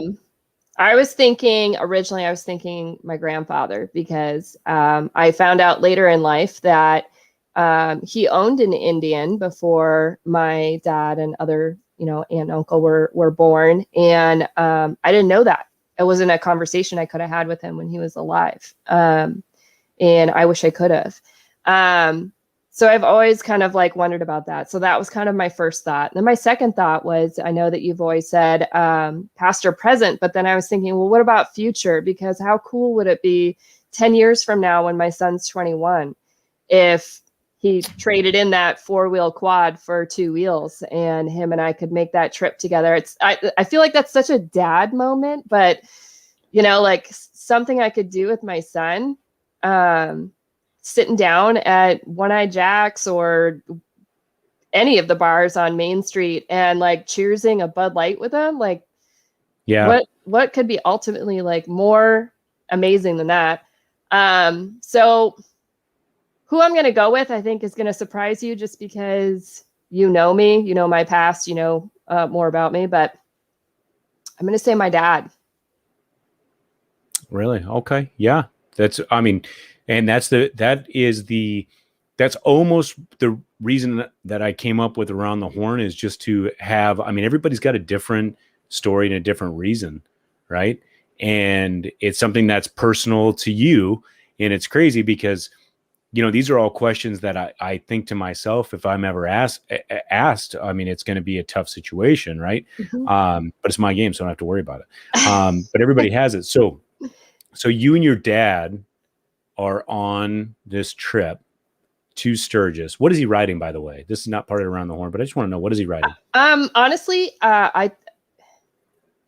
the reason I guess I explained like why I would pick my grandfather and my son, but the reason I would pick my dad to go with me is because I think so I've been riding for 20 years, and in those 20 years, I think he's the only person that doesn't understand why I ride. I don't think that he's always viewed my motorcycles as kind of frivolous luxury items that are, toys, and not necessarily, he still has yet to recognize that motorcycles are really just a passion in somebody's life. And I want to share that with him. I want to experience that with him. Like I went with you to your dad's house to show him when you bought your motorcycle. I rode up to your dad's house with you. And right. Like your dad was so excited. He was just like so beside himself, so happy for you about that motorcycle. He just thought you were like the coolest thing ever. And I want my dad to feel that way, but I know I'm going to have to put a little effort into it, get that out of him. So I'm going to drag him to Sturgis. That's freaking rad, because that would be one of those things that could change his perspective. So what is he going to ride? What are you going to throw him on? So, I would have to ask him for sure, because he's the one that used to talk about my grandfather's motorcycle, but I would assume that he would want to be on his dad's bike. And I think, if I'm remembering correctly, it was 1940s Indian Scout. Okay. A 40s Indian Scout. He may not like his back, but that's not the concern here. That's right. We just wanted to get to enjoy that first 15 minutes, right? And then he's like, this is awesome. All right. So you are with your dad, you're in Sturgis. What are you guys drinking? Well, I'm most definitely drinking a beer. Probably a Bud Light or a Modelo or something like that. Oh, man. DeBeard's going to have your ass right now. I promise you, he's going to. You're going to have a Bud Light. You had all this time to think of. You just talked about this IPA. He's going to say you're full of crap. It's because if I'm riding, I'm going to drink some bullshit beer that I'm not going to feel is going to impair my abilities to stare at the road, because I'm not going to look at my surroundings. This is true. This is true. So hey, look at this. I'm sorry. He's already leaving right now. I'm not drinking a Bud Light, if that makes it any different. So so then you are so you're So having I'm drinking a drink. beer, but Dad's drinking some sort of martini or something ridiculous because that's who he is. I think that's a dad thing. I'm not to that martini stage yet, but I just took my dad out for his birthday with my sister last week, and he was so excited to order a dirty martini. And I see you over there, 2 wheels down. I'm going to get to you, bring you in just a second. We're almost done. So you guys are there. He's having a martini. You're having a beer. And you get to ask him one question he has to answer. What is your question going to be? Okay, so I'm going to stretch this one question and make it kind of a two-parter. I'm sorry, but hey, it's your world. We're just in it. Okay. I know. I would ask my dad,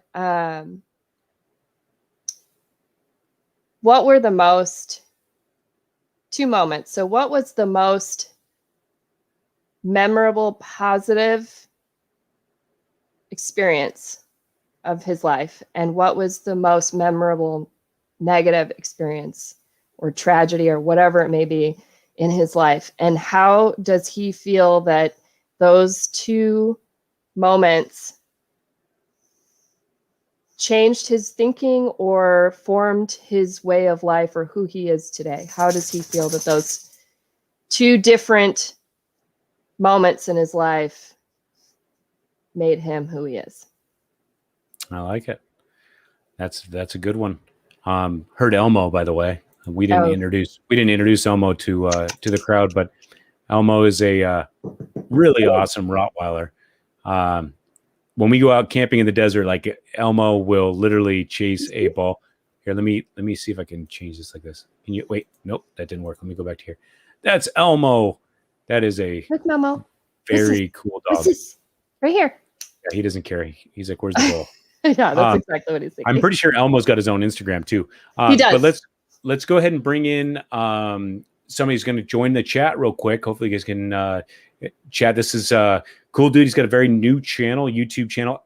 Actually, 2 wheels down. Stand by, because I do have a really important question. I think the beers are getting to me a little bit, because I have to ask Megan this question. It's very, very important before I bring in 2 wheels down. Megan, have you thought about starting a YouTube channel?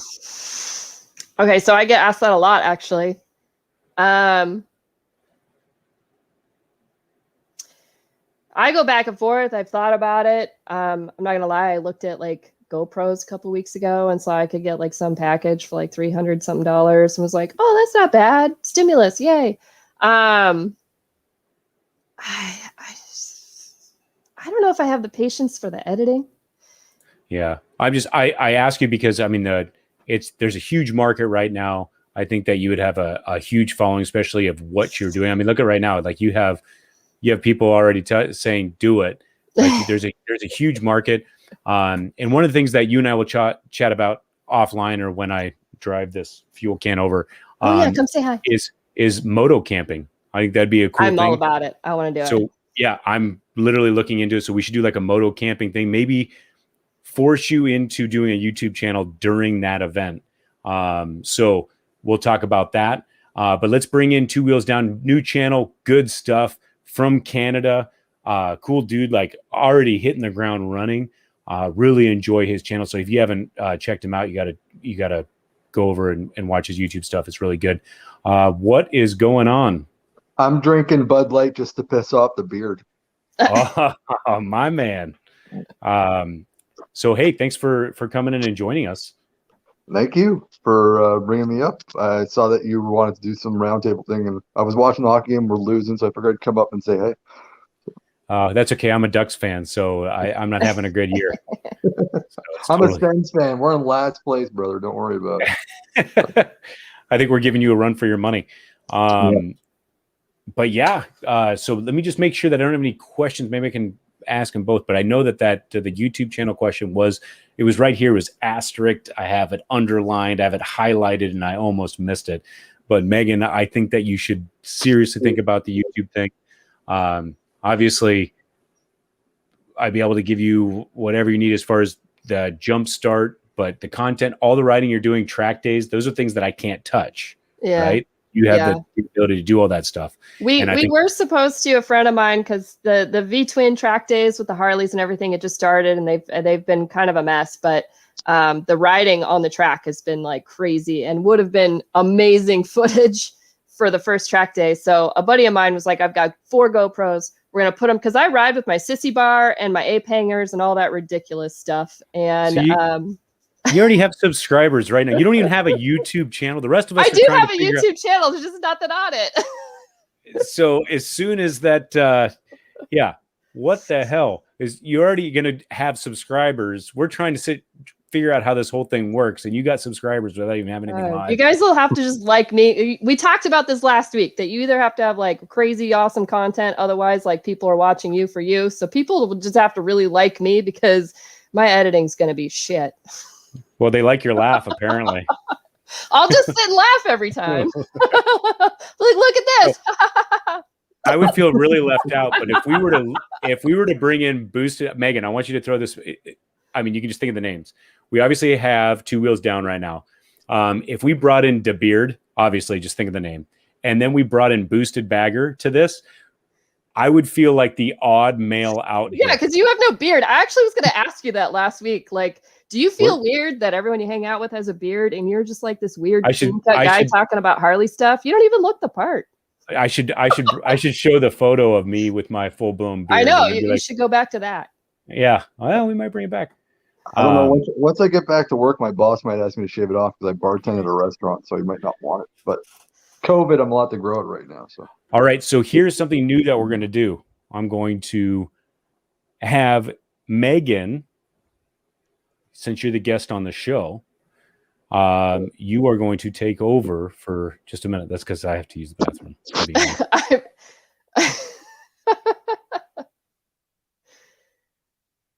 I don't know. I have thought about doing a channel. I have people ask me all the time. They see all my pictures and stuff of the track, and then canyon riding, and then dirt trips, and going out to the desert, and all the different toys. But I also work full time, and I'm a single mom, so I don't know if I have the patience to sit down in front of a computer and like try to clip things together. That's kind of fun. I would have to buy a lot of stuff. I don't have I'm sitting here with my son's gaming stuff on his laptop, and I don't have any. I have a work laptop. That's it. From what I heard, you guys, I've never seen what's the deal there? $300 and you get how many cameras? Oh, I don't know. I just happened to like get some random email through some bike thing about GoPro stuff. And so I had looked it up, and there was like a GoPro, was it like 9? I don't even know. $300 for a GoPro 9? I'd hop on that. It was like 3, and it came with like a bunch of accessories, and I don't remember off the top of my head what they were, but I think it was like $340 total for it all. Just wing it. With the mic adapter and everything? I don't remember. I don't think there was a mic adapter, but it's just like random stuff. But yeah, the only problem is I would be afraid to put it on my track, because very frequently GoPros are lost. I should actually start walking the track and just find some lost GoPro and start from there. Well, what I did, because I just started, but I'm going to eventually get the rest of the camera gear. But right now I started off just with an Evo 10. From Santee that works really well, and you get your audio and your video at the same time, and the picture's pretty good. But eventually you're gonna have to upgrade, because everybody else is upgrading, so you have to kind of evolve with everybody else around you. But yeah, I don't know. I would be so afraid that I would start and like start out strong and then just fizzle out, and then all of my subscribers would be like, "Fuck this bitch, she's dumb." You try it out. If you don't like it, you move on. It's no one's gonna be bad. But people, your fans might be a little upset, but people will move on. There are billions of other channels out there. Yeah, I'm also just really bad in general. You know, like I was at the track. I got there Friday night, and I came home almost midnight last night, and I took 4 pictures. So it's like when I'm out riding or hanging out or doing whatever, when it comes to, you know, especially like out camping in the desert, taking pictures or video or anything else is not top of mind.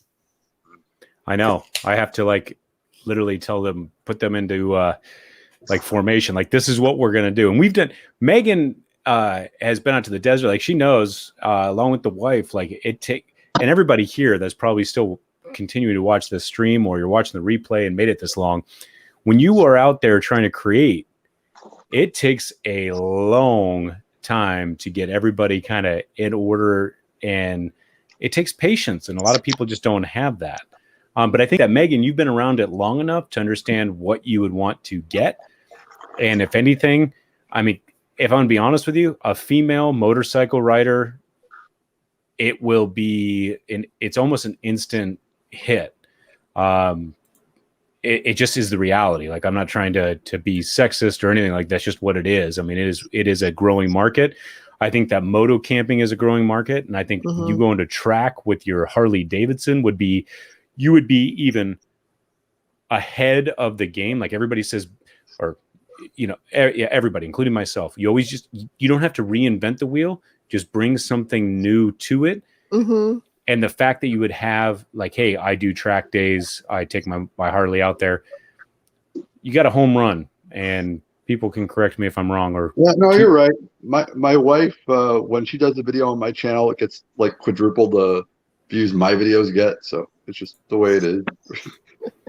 Which is so funny because I just had the conversation with the wife. I have it every single day. And I'll call her out right now because I want to get the wife on a live stream and talk about just the entire experiences. And so we're going to be able to do that soon. But all the videos where I did the motovlog with the wife, instantaneously, it's going to have more views. Yep.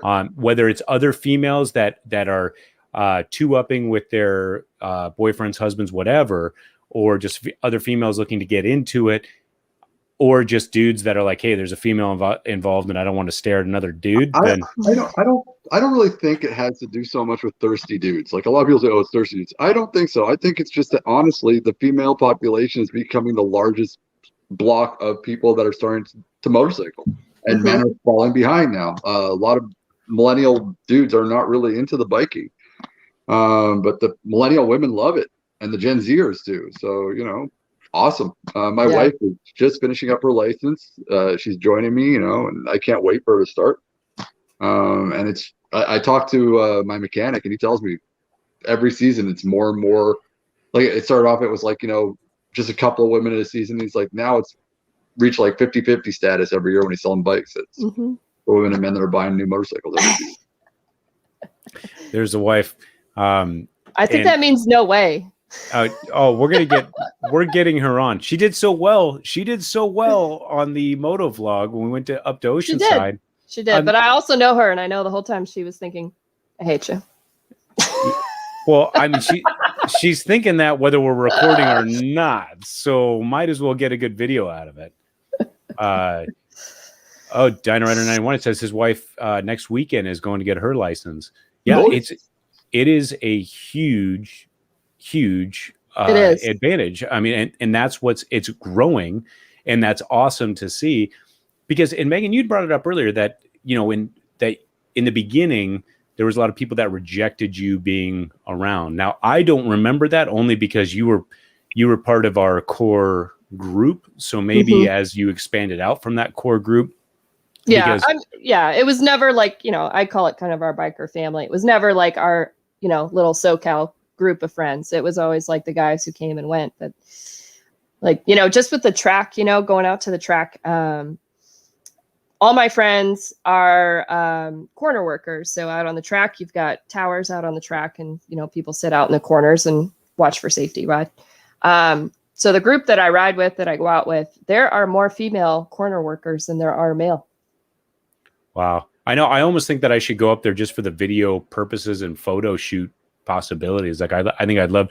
I mean, you got some really good photos, and I'm sure, I don't know if you're paying for those or you got some friends out there working them, but I'm like, you know what? Wouldn't be a bad idea to get up there to actually film a track day and what's going on. I mean, obviously I'm not going to take my old ass out on the track, but I would love to get out there just to film it. Maybe even like on a female kind of thing, just to kind of showcase that. And, so you just have to keep me posted on when that happens, because I'll get up there and do it. Yeah. So if the track itself has kind of like a contracted photographer. So he's actually out, you know, those pictures that I get, you know, I do have to pay for him, but he will sit in a corner. So he's like on the track taking pictures.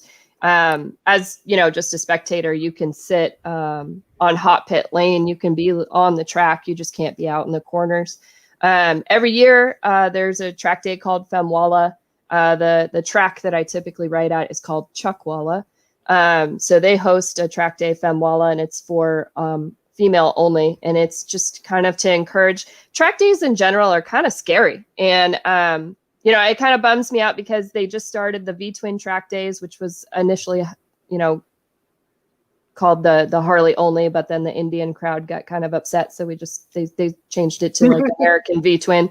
So it's V-twin track days. And I kind of got on them. I last, you know, Friday was having a conversation with them, and I was like, you guys are they're on Instagram, you know, posting all these pictures, but everything they post is like, here's so-and-so racing the bagger, and here's so-and-so racing the hooligan bike, and here's so-and-so racing. And I was like, you guys aren't going to get more people out here riding their Harleys on the track if you intimidate them, thinking that they're going to be out here riding with a bunch of racers who are just going to smoke their ass around the track. It's That's really a good point. There, and that's what Femwalla is about. Femwalla is because riding with like your close group of friends, male, female, is whatever. But when you go to a track day and there's 100 people there and it's male dominated, as a female, you feel kind of submissive. You feel like you're not in your place to be. So Femwalla was always, it's been around, I think 16, 17 years now, but it was always to get women to feel comfortable to do what they want to do. I like the idea as a means to bring in people, make them feel comfortable. But I would like to think that eventually it won't be needed, and it'll just be safe for everybody, which would be cool. And it's getting, like I said, it's getting to that point because, you know, I ride, the track day that I ride is meant for more advanced riders. There's different types. If you're not familiar with like the track scene, how it works. Typically, like a track vendor will have 3 sessions. So it's an A group, B group, C group. And each of those groups are based on your riding ability or experience, things like that. So the track day that I typically go to is a no session. Track goes hot at 9 a.m., closes for lunch, goes hot, and closes at 4. You come and go as you please. But that means you're riding with everybody who's on a little bike, big bike, racer, not racer, you know, all forms. But the expectation is that you're riding in a more advanced class. And that's the track day where there are more females working than there are men. And if you work, you ride. So the whole point of being a corner worker is you ride for free. You work half the day, you ride half the day. The next day, you work half the day, ride half the day. So there's more women getting into that than there are men. So are you working out at the track too? I currently am not. They keep bugging me to do it because it is very expensive. And like I said, like you get to ride for free. But track days for me, it's Saturday, Sunday. I typically only ride Saturday because I like to come off the track. I ride all day, ride hard, have fun, stay focused on working on, you know, bike position, body position, track position, all that stuff. And I like to come off the track, have a few beers, kick back, hang out with my friends. And on Sunday, I just kind of hang out with everybody in the pits. I don't have to worry about anything. I don't have any responsibility. They do want me to start corner working, but I don't know if I want to give up my social life out there. Oh yeah. So just spend money. It's fine. That could be a camera or whatever you needed to. I know. To invest, but whatever. And knowing you half your life, you know, I don't think that I think I can say this with confidence. Not a whole lot of things have ever intimidated you. So, but it would be great to see, you know, just maybe some more exposure. Cause I don't think I'd have to comb YouTube again and see if there's actually anybody covering that type of event, and it might be something, I don't know, I might team up with you. We'll have to talk after this and see if there's a way for me to film it. I was gonna say, like, it's gonna kind of plug you in to everybody. You know, I've been watching, you know, your Monday live streams, and you guys keep talking about, like, you know, sometimes it's hard to think of content, sometimes it's hard to, you know, figure out what's next. And I think Harley's on the track, but also Harley's racing is kind of like the new, like, next thing that's coming. You know, last year they kind of debuted with the King of the Baggers, and part of Moto America. However, that's my own opinion. I can't, speak for everybody. Challenger dominated you. I think that the king of the baggers was kind of viewed as like a novelty. Like, oh, wow, like they took those big ass bikes out on the track. That's hilarious and also awesome.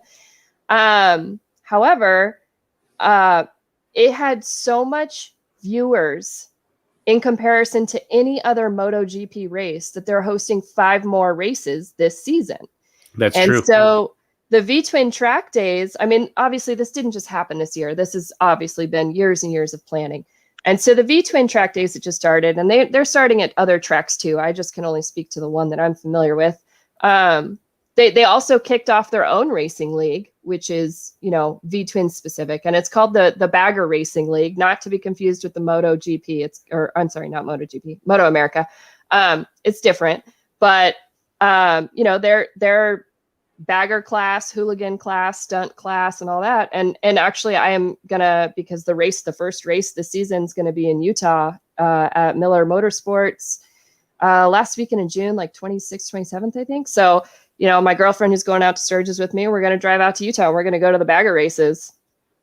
And it's so crazy they call it, bagger races, because I mean they have these chopped baggers and they have bags on them, but they're like chopped in half almost. Yeah. To me, if I went out to the track, I would just take my bags off. Yeah, yeah. Well, so I kind of have like a bittersweet like interest in like the whole Harleys on the track. Like I think it's awesome. Like I love riding my Harley out on the track. It is the most. I think I sent you a picture. I don't know if you showed it when I was like figuring out my technical difficulties, but I sent you a picture that they took of me. Of my face and my helmet. I don't know if you saw that one. Didn't I show that? Didn't I? It might have been. It might have been. Let me wait. Stand by, because we're gonna bring this up. Start prepping for it, because I'm gonna bring it up right now. So, riding my Harley. So because I've been riding my sport bikes. I have a Gixxer 600 as well, and I've been tracking that. And then I bought the R3 to get on a little bike. So I've been riding 2 different bikes on the track for a while. And, my friends were like, oh, you can ride your Harley on the track. You've got race lines. I'm not super fast or anything. Yeah, that one. I'm not like the fastest out on the track by any means.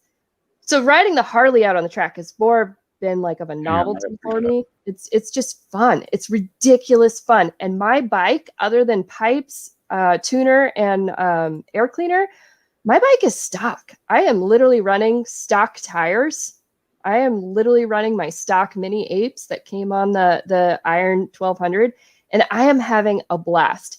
What bothers me about the Harley class with the racing is those bikes aren't Harleys anymore. The only thing that's Harley about that is the frame and the engine, but the subframe is a sport bike. The tires are sport bike. The wheels are sport bike. The forks are sport bike. Like they're built for performance, and that kind of bums me out, because if I want to see a Harley race, I really want to see a Harley race. And so that picture that you're showing is from last Friday at the V-twin track day. We just got the track just went hot, and I'm about to go out on the track for the first time that morning. And the photographer was standing on the hot pit lane right at the checkered flag to go out. And that was the look I had on my face when I got out on the track. And that is exactly the way I felt all day. Which is awesome. Like that's, and it's funny because when you send me all these photos and I asked you for them, I knew I was going to I made sure that this was in the list, because I wanted to, you can just kind of see that to be honest with you, I'm a little intimidated looking at it. But at the same time, like you almost look like you're going to kill somebody, but you can see your smile because I know you better, which is really cool to see. And don't get me wrong, because I don't know if you were with me when I went to my first track day back in the days. And that would have been with, we're talking, I think it was Mo, Danny, but I've done track days on a sport bike. Mm-hmm. I've never thought about doing it on my Harley. However, I'm not opposed to it, except for here I am. I'm going to have my 14-inch ape hangers. I'm going to go racing around a track, right? Like that'd be kind of weird, but you know what? Like, you ride at your own pace at the track. You got to cover your mirrors. You got to cover your lights. You have no idea what's going on around you, but it kind of changes your perspective of the street too, because I went out sport bike world. I went out on the track, loved it. I think And we it lost gave, Swami. and it gave me a new respect for riding on the street. Because out on the track, you don't have to worry about debris. You don't have to worry about oncoming traffic. You only have to worry about what's in front of you and where you're going. And Right. it slowed me down, actually. It kind of put me in check on riding in the street, realizing like, oh my gosh, like I don't know what the road conditions are. I don't know like if there's a car coming around the corner who's going to cross the double yellow. Like there's so many factors that you kind of glaze over when you've ridden the street for so long. However, it makes you a stronger rider in the end. Yeah. So I want to catch up because there's some people talking about you developing a YouTube channel. Oh no. And talking about how you would pretty much get some traction pretty quick. And you make really good points though, as far as, looking for that next big thing. And the fact that one, I mean, how far is Chuckwalla from where we're at right now? With or without traffic. I think it's 200 miles. Okay. 200 miles. Not too bad. So it is one of those things where you can, it'd be so good for you to do. And it's to learn the enjoyment of doing the video editing, because I do the video editing and I create these videos that is my, for this particular channel, this is my enjoyment. I enjoy creating content, right? When it's for what I like to create. I don't have anybody else telling me what to create. I enjoy just making this content. If you can get to that level where you're like, hey, it's kind of fun. Now, you might have other artistic abilities. I've said it many times in this channel. I do not have a single artistic ability, minus I love filming and I love editing and creating that, because to me, that's the only artistic ability I got. So if you got to that level and making it an enjoyment, you've been around it long enough. I think that you pick it up literally almost overnight to where you just got to hit record, film yourself, and see if people you already had people saying that they love your laugh. Just freaking, I laugh at you all the time. You laugh at you all the time. Just record it and you got yourself a freaking banger right there. It would be awesome. And it's one of those things where, you never know where that takes you. You're already going to be at those, you're always going to be, I guess, self-criticizing what it is, but don't worry about that none. You'll be so far ahead of the game. You've seen it so many times that who knows, if you were to make some extra shekels to go and pay for what you like to enjoy while still enjoying, you're already at these events. If you're already at track days, and being a female, it's automatically going to attract more. It's, man, you'd be, if I was you, if I was a female and I knew what I knew about this game, I would start a channel yesterday. So, Dyna Rider, thank you so much. Appreciate the compliment, dude. That's pretty awesome.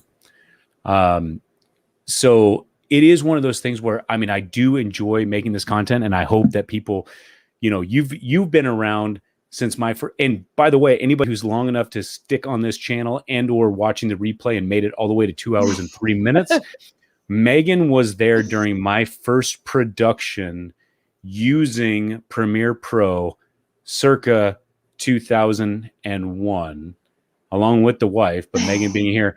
I was doing this using this program for that long, and there was no YouTube at that point. You were just kind of winging it.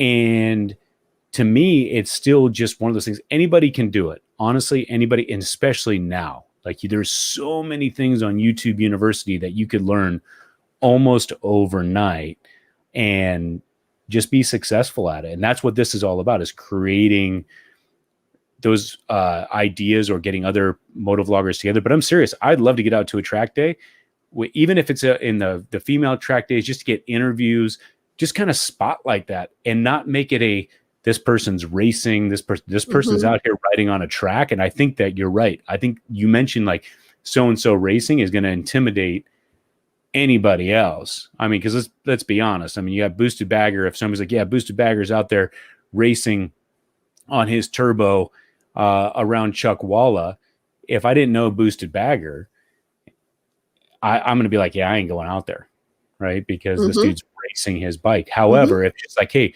experience the track on your whatever you ride, I think that you would have, so we need to talk offline and make sure that we get something started, because I think that would be huge. Between folks, you guys can tell me right now, either in the comments below or on the side chat, Megan covers moto camping, road trips, and riding her bikes on the track as a female. Tell me that's not a home run. Like, you literally have a home run. Boosted Bagger said, let's go halvesies. Let's go halvesies on the GoPro for Megan.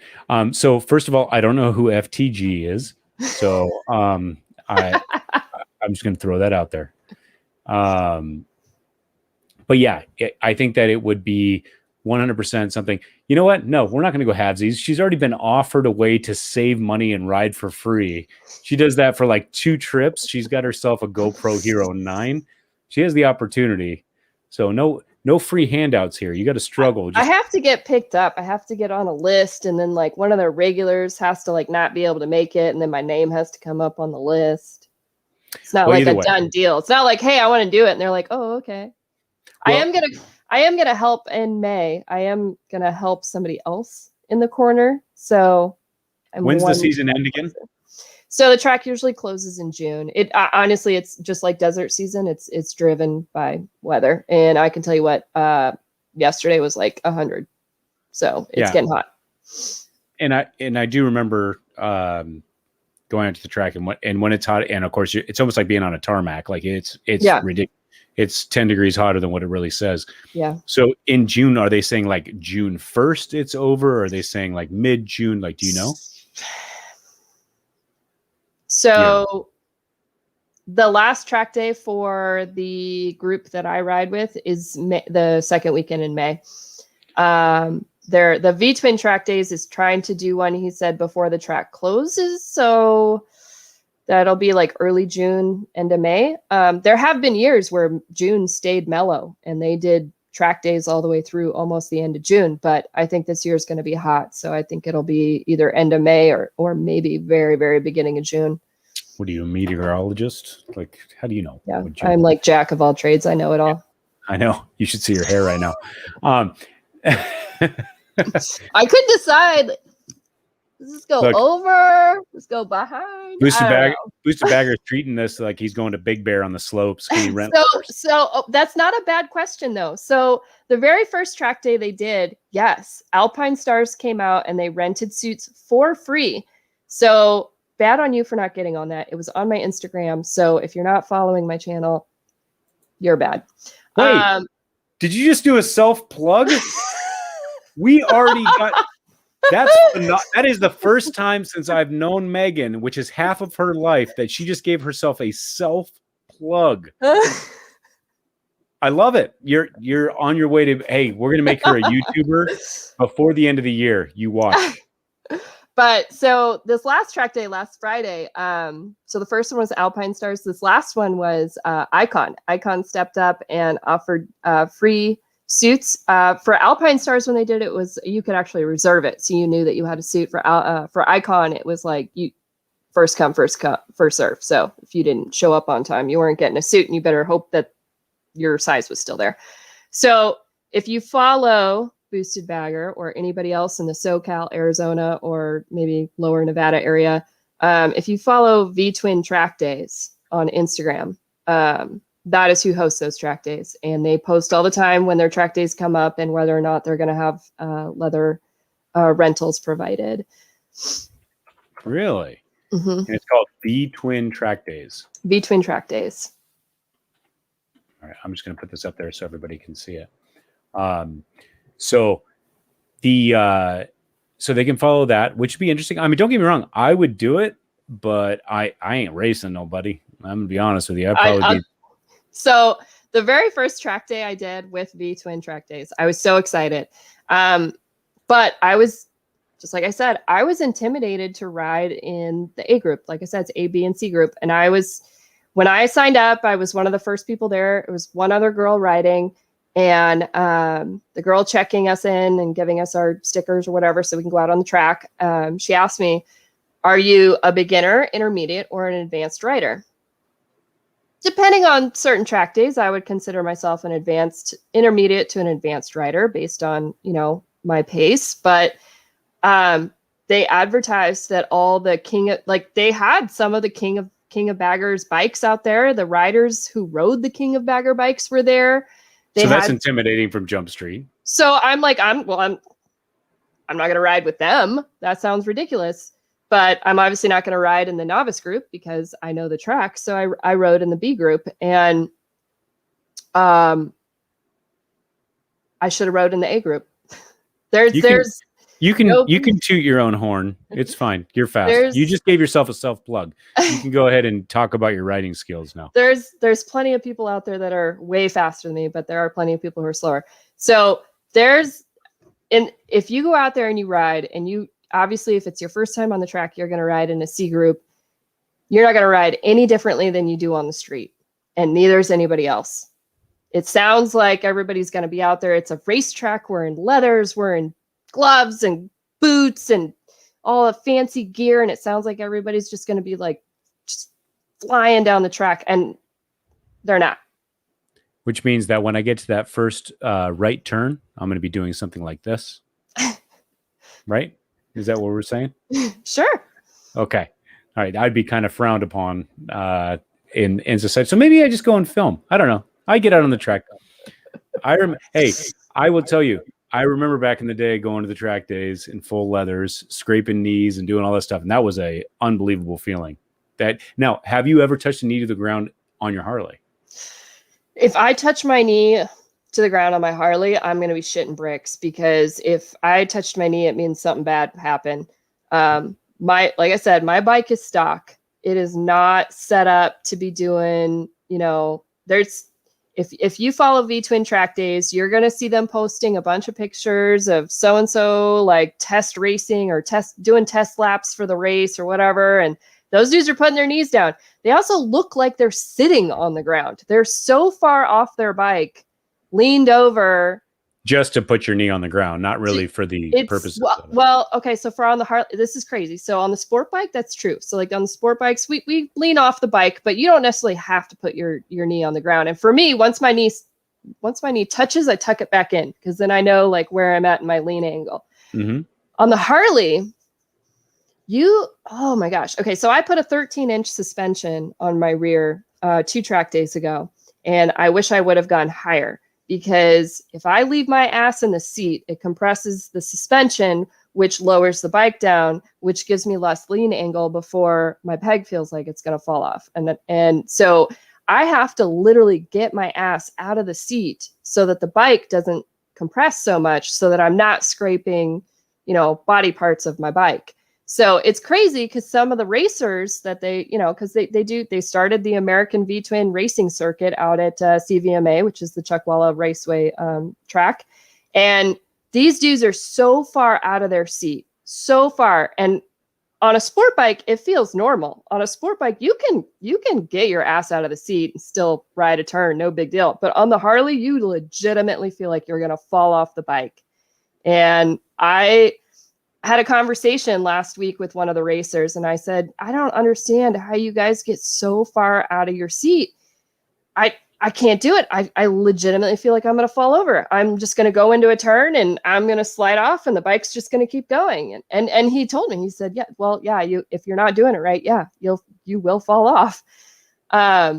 See, I would be that guy. I would be there. They'd be like, just go ahead and just lean all the way off the bike. I would be that guy. That would be me. So my bike's not set up for it. Could I do it? Probably, but I would have to get, shredding pegs, and I would need straight bars. The Mini Apes is not exactly ideal for track riding, but also my Sportster currently is my hood rat do street hooligan shit on. So, that's my Sturgis bike. That's my Santa Barbara bike. That's my Babes Ride Out bike, a lot of the aftermarket parts to, be able to shred out on the track. lifts the pegs up and puts them in a more like dirt bike position. I don't want to ride the street like I'm riding a dirt bike. That's not going to be comfortable for 1,000 miles.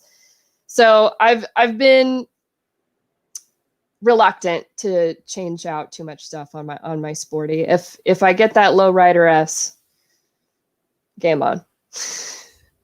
What, you're going to make the low rider S into your no.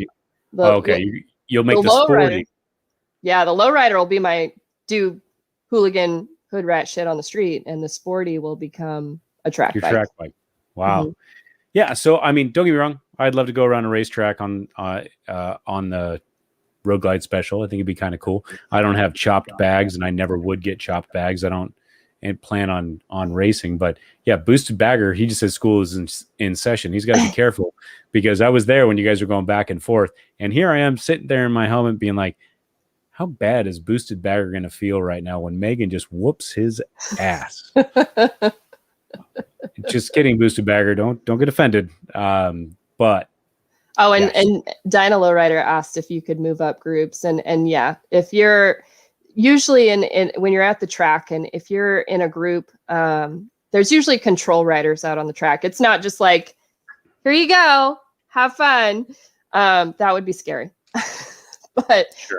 There's control riders out there. So there's people who are part of the track organization, and while you're out on the track, they ride the track, and they're. So is it A the top group or the lowest group? A's like racers. B is just, you're familiar with the track and you have good pace, and C is everybody who's either new to the track or not comfortable, like going too fast, not ready to move up, things like that. So I'm like in like the D minus. Where do they go? Where do they go where's that stuff? So yeah. So if you sign up for the C group because you're like, well, I don't know what I'm doing here, and by your second session, you're like, holy crap, I'm way faster than what's going on out here. Then yeah, you just talk to the track organization and ask it to bump up. And the people out on the track, they'll if they see what you're doing and they're like, okay, you're way too fast or whatever, they'll bump you up. Later, 9 Mills on 2 wheels. Thanks for coming by. Yeah, that's crazy stuff. I mean, so more specifically, I want to make sure I get out there. I'd be filming it, and I don't know, maybe we can convince you to start the channel. We'll make that your entry into the world, and I'll give you all the footage for you to launch it. Are you going to grab a beer or something? 'Cause it's like I'm moving. I need a power cord, otherwise you're going to lose me again, and I'm not going to come back. Well, we lost you like 13 times earlier. Well, if everybody was drinking every time you lost me, everybody should be wasted by now. I'm surprised they're still here. I feel honored. Yeah. Yeah, I got drunk just by the drinking game you invented. That's what I do.